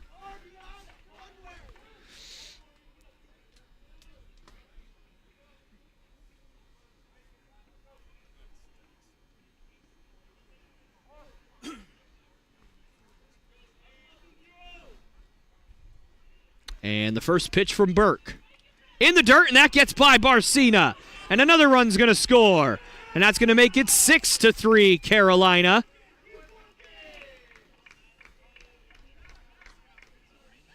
And that is an unfortunate way for another run to score there. So nobody could really do anything about it. So now the lead has been doubled up. 6-3 here, Carolina. 2 outs in the top of the 7th, so chances running out for Bob Jones. And that one's outside for ball 2.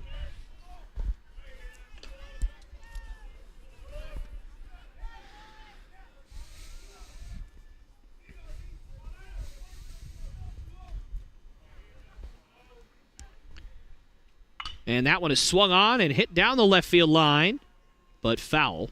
So the count moves to 2-1.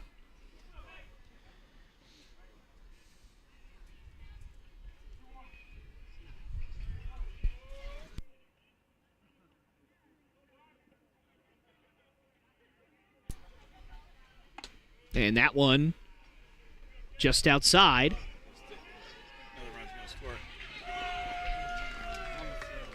And another run's going to score on the throwback. It got away.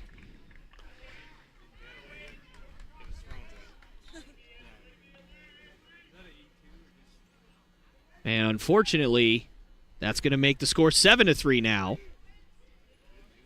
in favor of Carolina. So runner on second now. And that one is popped high in the air on the right side of the infield. Could be a tough play with the wind, but Burke settles under it, and he'll make the catch for out number 3. But the lead has grown for Carolina. Last chance for Bob Jones as we'll head to the bottom of the 7th, and the Bruins trail 7-3.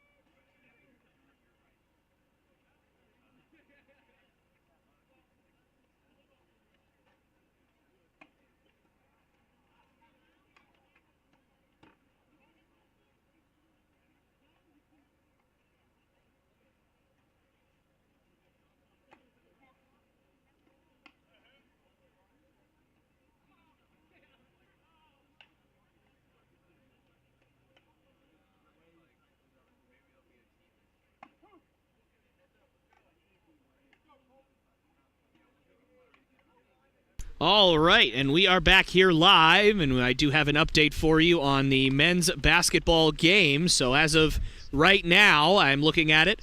Bob Jones is leading 77-64 against Johnson of Florida with just under 2.5 minutes remaining in the game. So it is starting to look bleak for Johnson University of Florida. Obviously, the game's not over yet, but if Bob Jones can hold on. Hey, don't laugh at me. That time they were playing Johnson, okay? So don't yell at me. Bob Jones. No, they're the Suns. Bob Jones can. If Bob Jones can hang on, they will be regional champions once again, as that one is in there for a called strike one. And Colby Hogan representing the leadoff batter for the last chance for Bob Jones here in this one.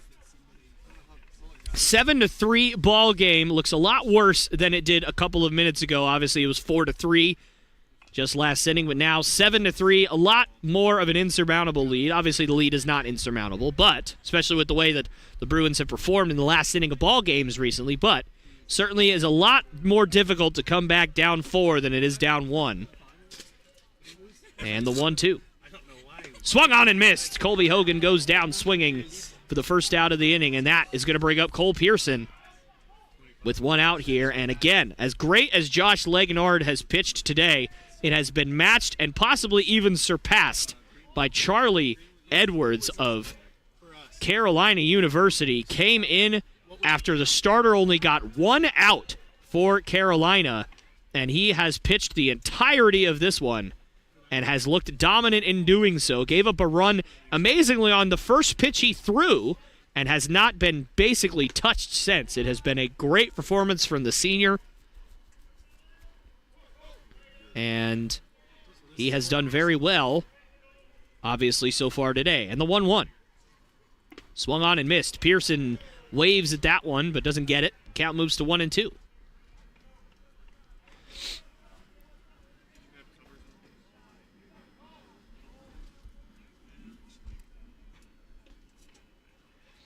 And the 1-2. Swung on and hit high in the air, but playable down the right field line. And the second baseman, Adams, coming along, and he will make the catch for out number 2. And that leaves Zach Burke as the last remaining hope for Bob Jones to come back in this one with 2 outs here in the bottom of the 7th. Oh, was it a fly out? Okay. So, but in foul territory, yes. Yes. Catching it foul. Somehow they had the score wrong. So it was... Come on, Zachy boy. Well, anything that's in the air is in play. And that one misses. Count moves to 1-0.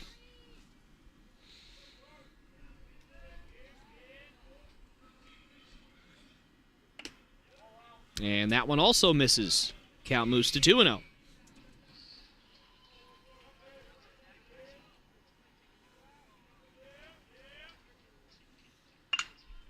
And that one is swung on and driven out to right field, and that's going to get over everybody's head.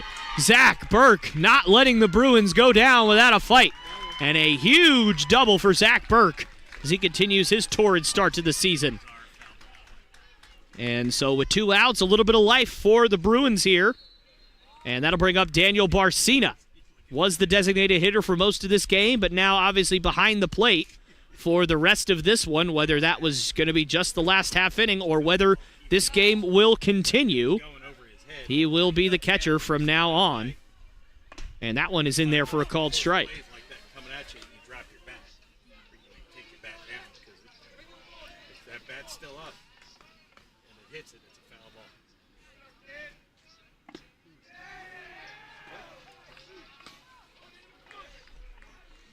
And that one is also in there. So the count moves to 0-2. The 0-2. Swung on and ripped, and that's going to get into the outfield for a base hit. They're going to hold Zach Burke at third.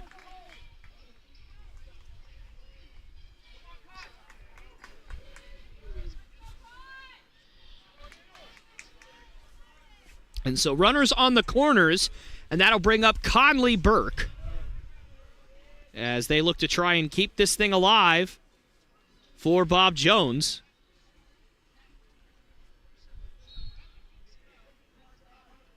And the score right now is 77-63. Bob Jones with just over a minute to play. So it is starting to look like Bob Jones will be, barring any kind of catastrophe or massacre here in the last minute, your 2022 regional champions.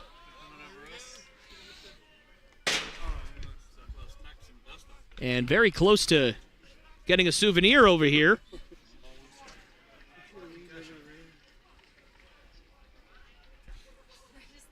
The 1-1. In there for a called strike two. So once again, Bob Jones down to their final strike, although it has not stopped them yet. As Conley Burke will look to keep this game alive. The 1-2.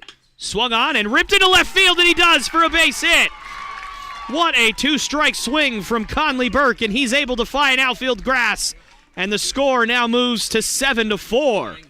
This game is not over yet. If you've learned anything about the last 2 days for Bob Jones, they will put some great at-bats together when they are down and up against the wall. So we will see what happens here. So many things to do. And that one's in there for a called strike. And there is somebody warming up in the pen for Carolina. And that one is swung on and fouled off. So once again, for I believe the fourth straight batter, Bob Jones is third straight batter. Bob Jones is down to their final strike. Thank you for the correction. I've needed that a lot today, apparently. And the 0-2 is swung on and fouled off to the right. And out of play.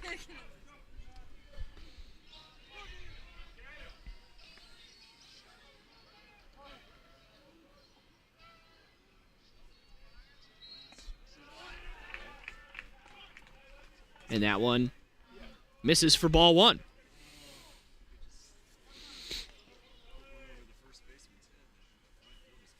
And the 1-2 swung on and fouled off. Nice job from Daniel Wood. And the umpire requesting some more baseballs here.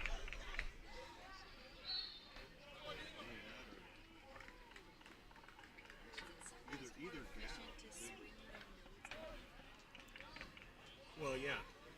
If it's Another 1-2 in the dirt. Good eye. Good leave from Daniel Wood. And one thing you guys are learning, if you don't already know about basketball games, is that the last 2 minutes take 2 hours. And so we are still just under a minute to play. And that one misses, so the count moves full. Daniel Wood with a fantastic at-bat here. 21's going to put the game away. Grand Slam for the win. Brandon Davis. B. Davis. And a 3-2, and that misses. Great at-bat from Daniel Wood. And that's going to load the bases for Bob Jones, and we'll see if that's going to be it their best. For Charlie Edwards, and so far, it does not appear to be. They're going to give him the chance to finish this one out, and that's going to bring up Brandon Davis, the junior outfielder from Macon, Georgia. We'll see if he can come through here with 2 outs. He was just inserted into the game in the last half inning. And so can he step up for the Bruins here? First at bat of the season. I don't know like any of that. And the second pitch of the at-bat is outside. So a great count for Brandon Davis here. And you can see Carolina looking out into the pen, ready and waiting for the pitcher in the pen to say that he's ready to go. And the 2-0. Misses for ball 3. And Edwards barely missing, but he is missing. And sometimes that's all it takes. So the count moves to 3-0 on Brandon Davis. And I'm going to go out on a limb. As wrong as I've been, he's going to take this. And that one is in there for a called strike. Deposits it into the seats. Of course, there's no seats out there. Yeah. You hit it into the seats. 7-4. 3-1 count, 2 outs in the bottom of the 7th. That one is ripped down the line, but foul. Brandon Davis knew that pitch was coming, and so he was ready for it, but he just couldn't straighten it out. So tensions rise here at Conestee Park. Conestee Park. I don't know anymore. I don't know where I am. I don't know who I am. 3-2 count. Here we go. Downstairs at ball 4. Brandon Davis fires up the dugout. His first at-bat of the season. Draws a walk. And the score is 7-5. And we will see if that will now be it for Charlie Edwards. And it does not appear to be. They're going to keep him in. This kid's like, Coach, what did I do? So that'll bring up Chad Bain, the second baseman.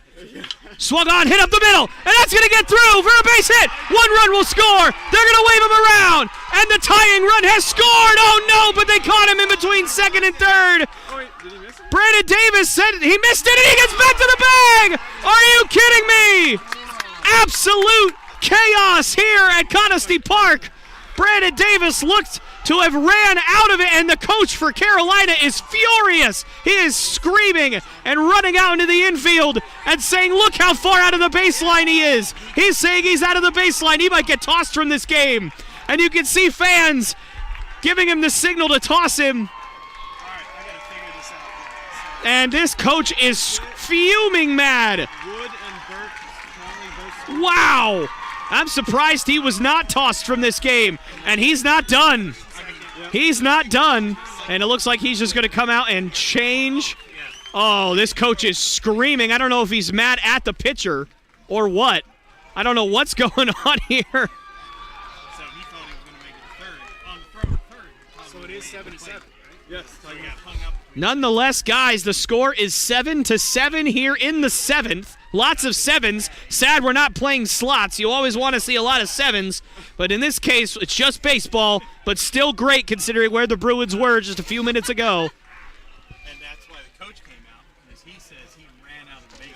You're allowed 3 feet either side of your determined down. I don't know. And it looks like the umpire now going to talk to the coach here, and I'm sure the coach is giving the umpire a piece of his mind. I know my old coaches used to do that. They used to walk out to the mound and say, I'm standing here until the umpire comes out, and I'm giving him a piece of my mind. And that's clearly what's happening here. And I am surprised he does not get the boot. Yeah, I'm surprised he didn't get tossed. And it looks like that's a warning on Carolina, but he will not get tossed. So umpires being a little bit lenient here, which I appreciate in a lot of ways, but also would kind of be nice to see someone get tossed. It's exciting. It is very fun, but nonetheless, let's refocus here. Runners on second and first. Riley Ramsey up to the plate here. Tie game for Bob Jones, and that one is in there for a called strike. And amazingly, Charlie Edwards is still in the game. I don't know anymore. I don't know anything. I never played baseball. I don't know what's happening. What's going on?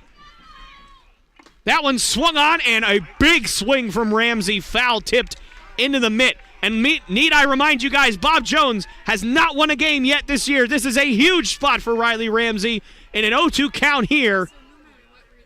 The 0-2. Swung on, tapped over to third. Can they make the play? No, they cannot. He's safe. He is safe. If he threw to first, that would have been out number 3, but he decided to go to third. And Brandon Davis he's the greatest base runner in the history of planet Earth. I don't know what's going on. And the coach is fuming mad for Carolina for a reason that I will never comprehend. I don't know why he's mad again. Bases loaded. 2 outs. That pitcher is still warming up in the pen, but apparently still not ready. Colby Hogan is ready to step up to the plate for Bob Jones. Swings and fouls that one off to the left. Oh, man. It has been an absolute pleasure to bring you this game, and it is still not over. The 0-1 upstairs. Count moves to 1-1.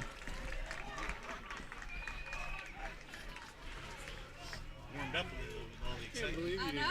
The 1-1. My hands are still freezing. That one's in there for a called strike, too. So for I don't know how many times this inning, a bunch. The Bruins are down to their last strike. Well, I guess not anymore because the game is tied, but you get the point. 2-strike count again. Swung on, tapped out to second base, and this time the inning will be over. But we are not done, folks. We have extra free baseball as if there were any ticket prices to begin with. Free baseball here at Conestee Park. So we'll head to the top of the 8th with the score tied 7-7.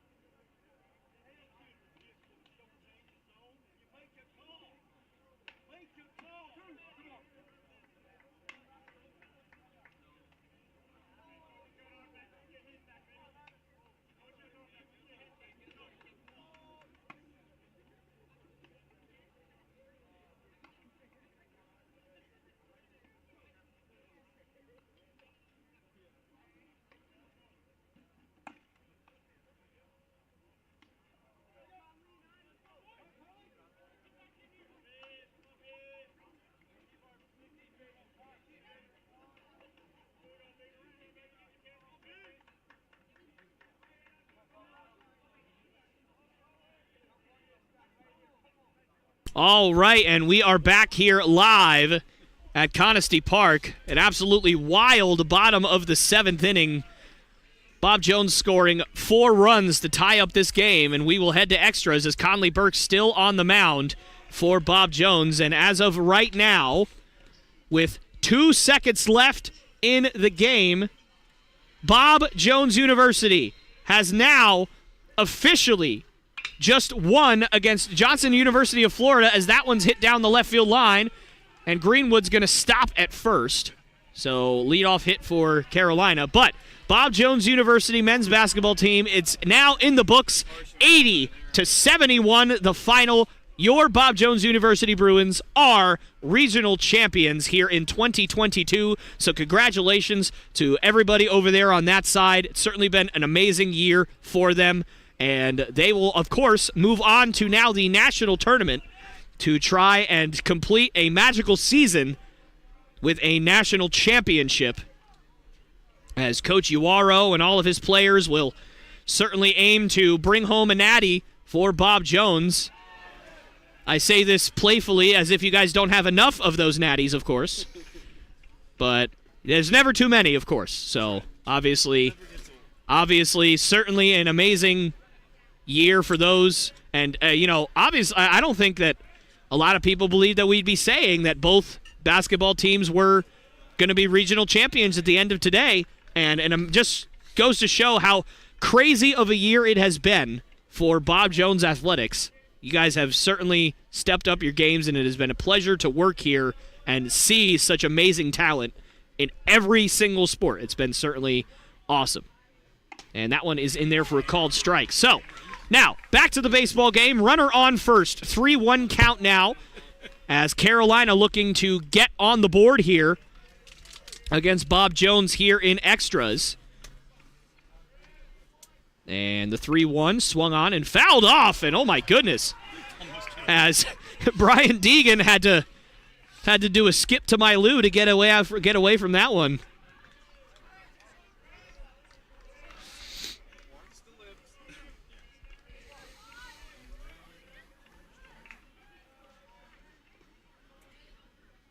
And that one swung on and fouled straight back. So we're going to do this again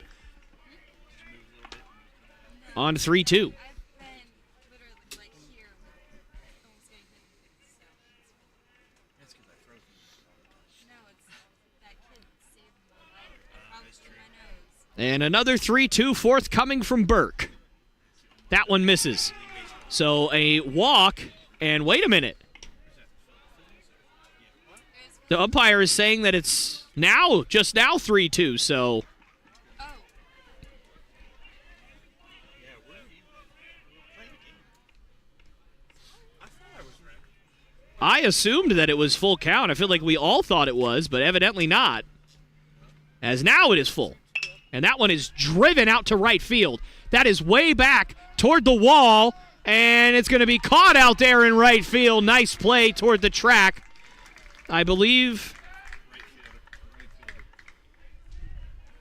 that is Colby Hogan, who moved from left to right a couple innings ago, who made that nice play out there.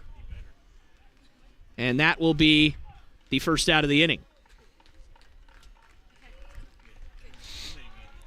And that is going to bring to the plate Brian Deegan. And that one swings and misses. Nice pitch from Burke there.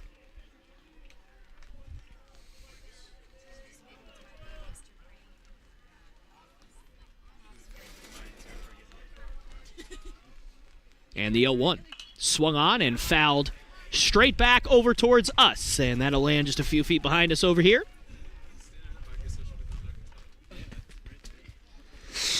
So the count now sits at 0-2 as Burke looks to get Bob Jones back in the dugout with all the momentum they have had since, of course, the last half inning. And that one's ripped out to center. Ramsey dives, and he will make the catch. Riley Ramsey with a great diving play to save a hit. And at this stage in the game, that is a huge catch. And that will be out number 2.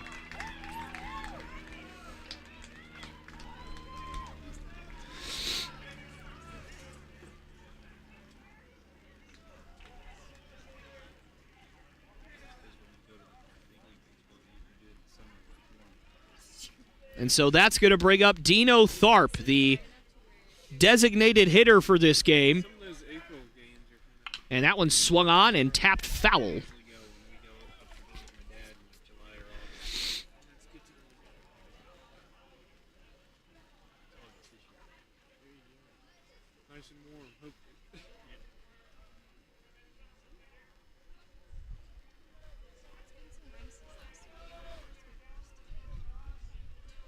Tomorrow's gonna rain like all day. And the 0-1. Swung on and floated out in a diving play!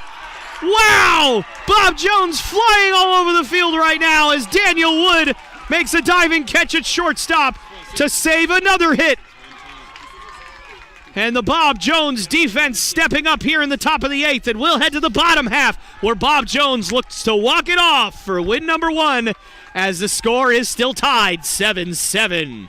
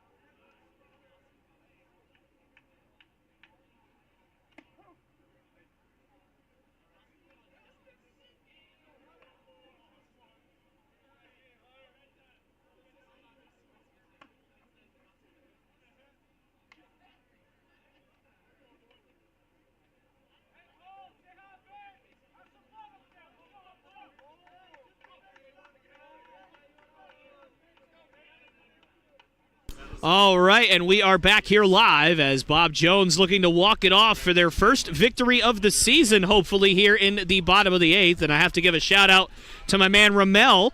Apparently, I don't know much about you, my friend, but apparently you used to play here, so I appreciate you tuning in and joining us here. And I was told that if I shouted you out, you would love me forever. So I don't think it's out of the question for me to ask you, will you be my Valentine for next year? I think that's what I need to do. That's what I feel obligated to do, and I will hold you to it, my friend. But nonetheless, thank you for joining us, and we appreciate all you've done for us, and I hope that you're doing good, my friend. And so now we have a new pitcher as that one is swung on and missed by Cole Pearson, as Hunter Reinberger, the new pitcher for Carolina, as the count sits at 1-2 to Pearson. 3-4-5 up for Bob Jones in this inning, and that one's way outside.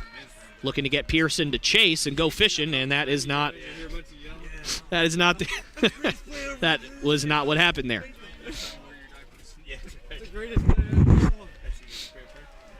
And the 2-2. Swung on and tapped over to short. Might be a tough play for Kent, but he gathers and fires, and that one gets by.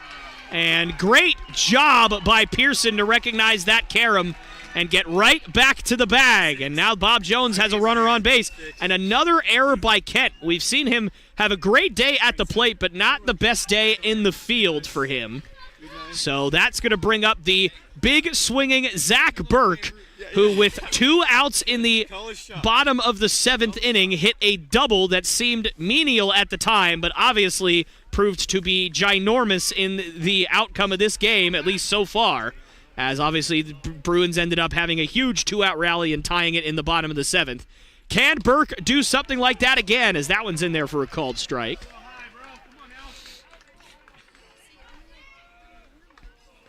As my boss is now chastising the umpire. I love it here. You guys are awesome. Swung on and missed. Good pitch there from Reinberger. And Zach Burke has to protect now.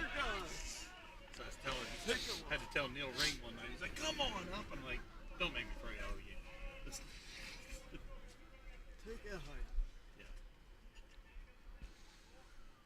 Swung on and fouled off by Burke. He's done a nice job with 2 strikes of staying alive in his at-bats today. And he continues to do so here as the count sits at 0-2.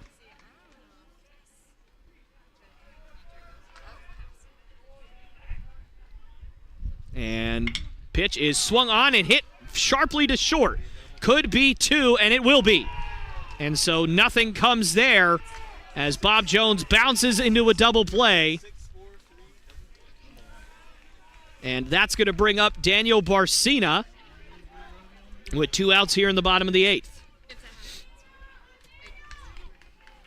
Hard hit ball from Burke, just unfortunately when you hit it that hard right to the shortstop on the ground, that usually is going to mean a pretty easy turn for the infield. And that one's upstairs for ball 1.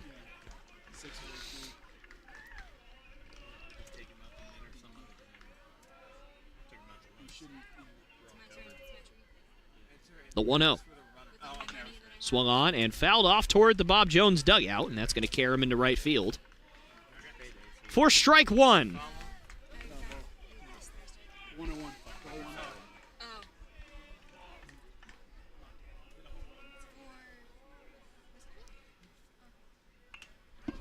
And a swing, and that one's also fouled off for strike 2.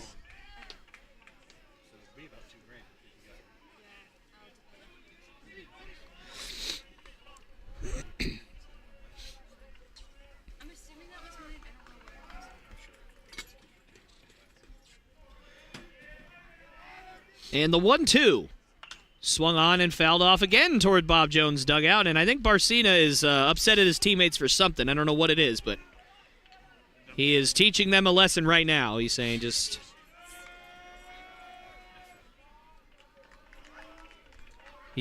don't talk to me right now. I got to focus. It's ridiculous. All right, 1-2. That one's outside.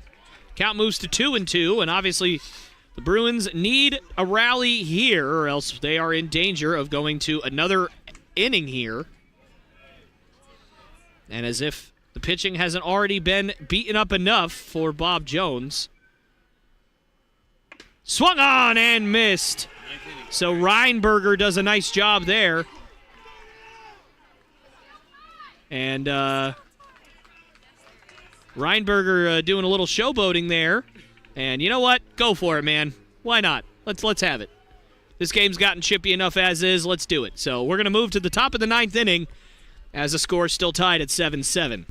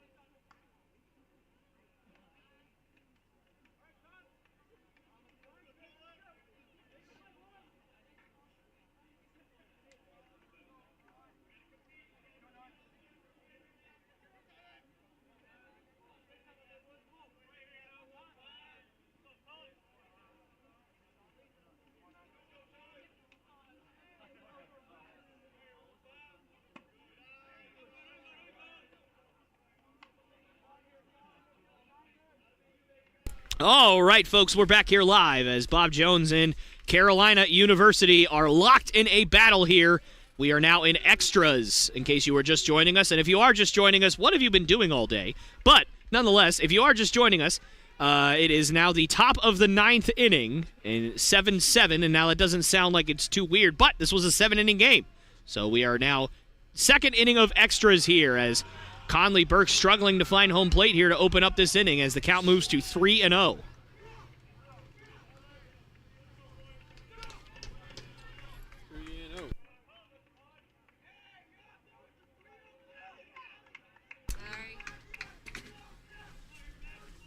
And the 3-0. Misses for ball 4. So Conley Burke, a 4-pitch walk to open up this inning for Bob Jones. And I guess if you're going to walk somebody, you might as well walk the catcher. Although that does mean there could be a pinch runner here, and that is what is happening. Now, this is not a courtesy runner. I want to make that clear. This is not a courtesy runner because NCCAA rules do not allow for courtesy runners for catchers. So this is going to have to be a straight substitution.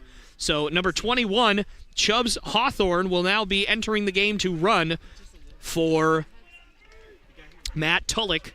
And Matt Tulloch had already come in the game for one of their players, one of their catchers. So now it appears, if I look at their roster correctly, they are down to one catcher, and it should be Logan Conklin, as that one is hit down the line and foul on a bunt attempt. And I'll tell you what, Dion Tubbs enjoys bunting. It's like his favorite thing, apparently, because he does it pretty much every at-bat. Which, I mean, I guess if I was that fast, I'd probably do the same thing, so I can't really judge. But unfortunately, I run about as fast as a turtle stuck in tar, so. The oven mitt? Yeah. And the runner goes, and a good throw. Nice pick over there at short by Wood. But Hawthorne gets in safely, and so now a good chance with nobody out and a runner in scoring position for Carolina to take the lead here in the 9th. So the count is 1-1.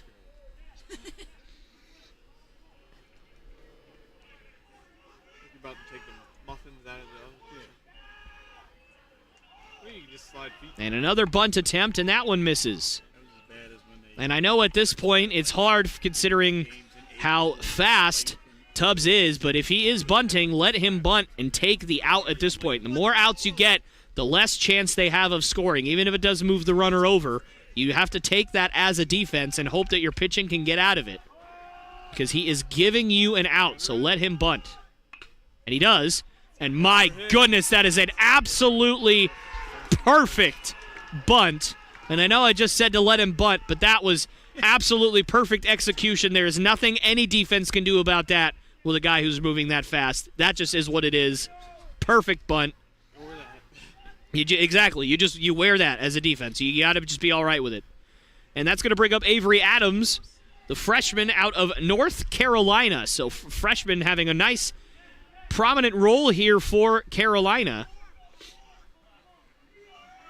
And he is in a big spot here in extras with runners on the corners and nobody out. And that one is swung on and hit out to shallow center. If it drops, that's going to score a run, and it will drop. So that run will score easily from third. And on a bloop single by Avery Adams, the freshman, this score is no longer tied as Carolina takes an 8-7 lead here in the ninth. And they are the Bob Jones Bruins are in grave danger of this blowing out of hand as Josh Kent will step up to the plate here with nobody out and runners on first and second. His bat has cooled off a bit late in this game, but still a very dangerous hitter. That one's upstairs for ball one. And I'll tell you what else has cooled off, the weather. It has certainly started to get very cold up here at Conestee Park. But fans still in the stands, hoping and cheering on their Bruins as that one is ripped down the right field line, but foul for strike one.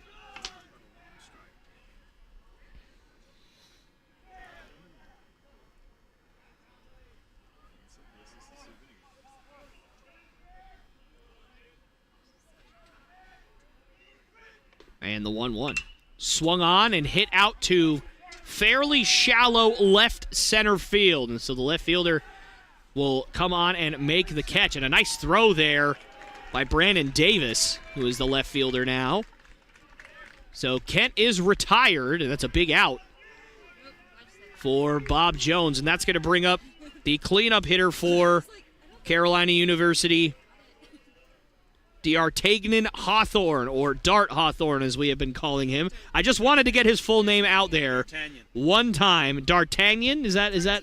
D'Artagnan. That's... the Musketeers. Okay, D'Artagnan Hawthorne then, as that one is hit out. And it looks like the right fielder couldn't find it. Lost it in the lights. And they're going to fire into second, and they're going to hold him up at third. And unfortunately, it looked like Colby Hogan lost it in the lights. Couldn't find it in the sky there, and that's an unfortunate break for Colby.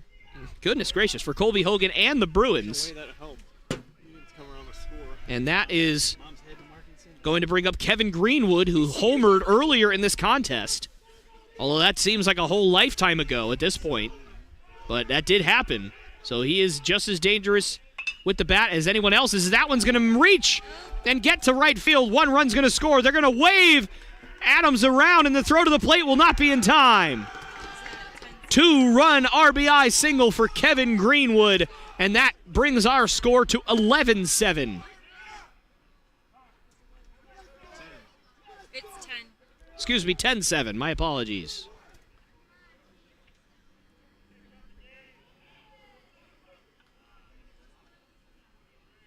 All right, and that's going to bring up Grant Harris. So 10-7 here in the top of the ninth. So the Bruins really starting to pour it on to the Bruins, I should say. Carolina University really starting to pour it on, and a nice play by Burke, as that really could have scored another run there if that had gotten away. Then we go to the 10. And obviously the Bruins have battled back with their back against the wall before in this game, so no lead seems to be safe. So I'm sure Carolina will look to pour it on with just one out here in the ninth. That's a closer warming up.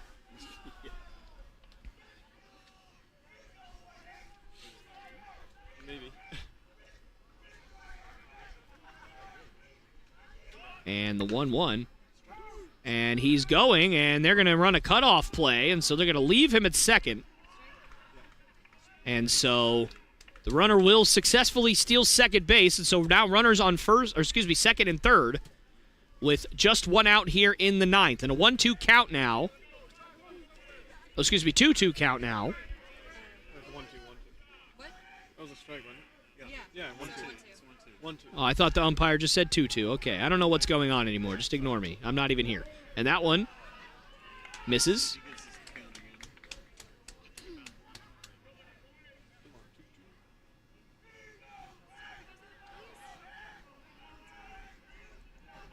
The 2-2. Swung on and missed. Nice pitch there from Conley Burke. And a big one. And that is going to bring up Brian Deegan now with a chance to add on to this lead for Carolina. But 2 outs in the inning means one good pitch from Conley Burke, and Bob Jones has a chance to get back in the dugout and crawl back in this game. And first pitch to the at-bat is downstairs for ball one.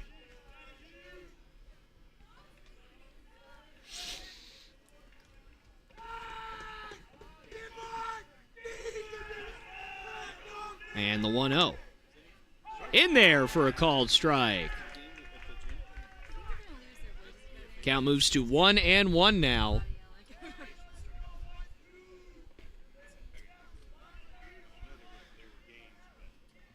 The 1-1.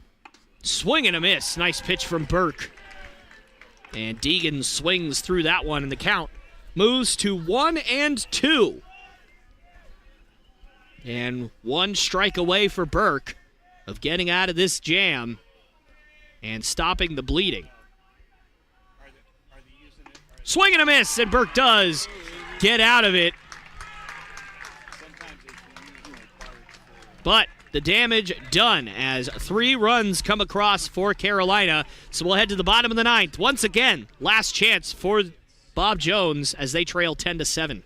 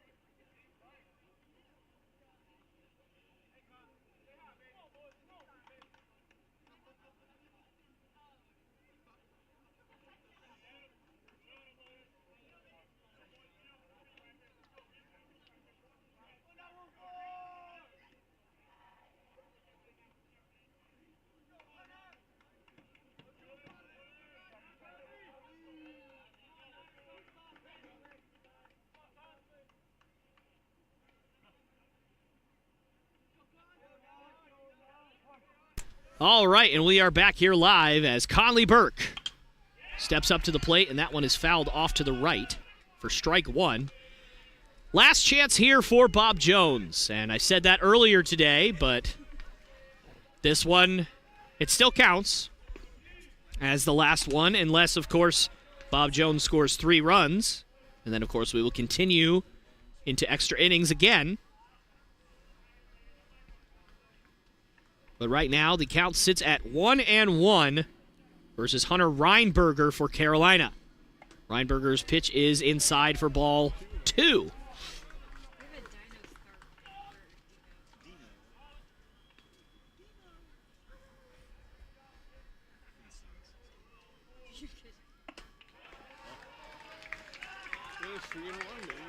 Oh, okay, so they're D'Artagnan and then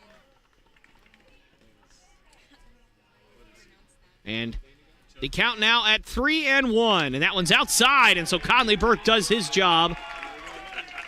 And I just heard a here we go again, and we might be here we going again. So that will bring up number 29, Daniel Wood. So his name is not related to Chubs. And, of course, Bob Jones needing base runners at this point. So that was a huge leadoff walk, and that one's tapped out to second. Can they turn two? They will not even try. They will just take the out, which is a smart play, I'd say, by the freshman Avery Adams there. So that will be the first out of the inning, as at this point you just need 3 outs. So why try and take a chance and not get anybody when you can take the sure out when that run does not matter at second base? It was a great play there by Adams. And the first pitch of this at-bat is inside and narrowly hits Brandon Davis, who drew a key walk in the 7th to continue the rally for Bob Jones coming off the bench. Good spot for him now to keep this going for the Bruins once again, as that one's in there for a called strike. Looked like a curveball.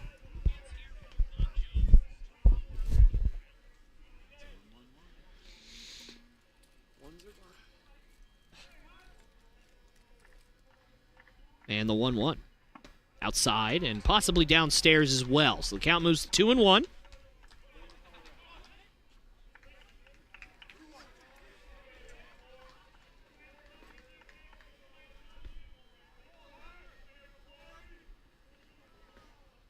And the 2-1. Swung on and missed. Davis swings through that one, and so the count moves to an even 2-2 as Reinberger looking to be the answer to the Bob Jones problem for Carolina. And finally put a nail in the coffin. The 2-2. Inside, and the count moves full here.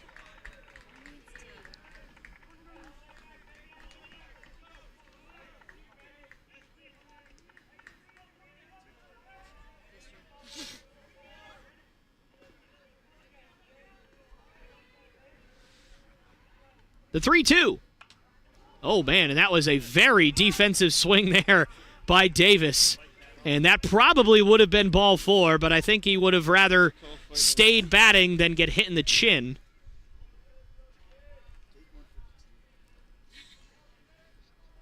So this at-bat will continue in the full count.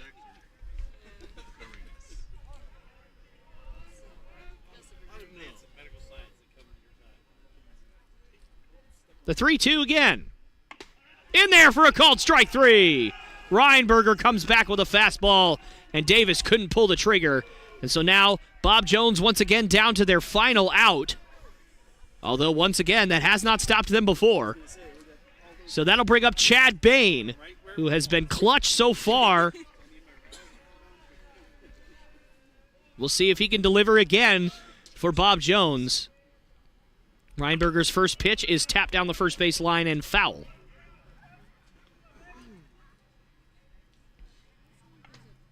So the count will move to 0-1.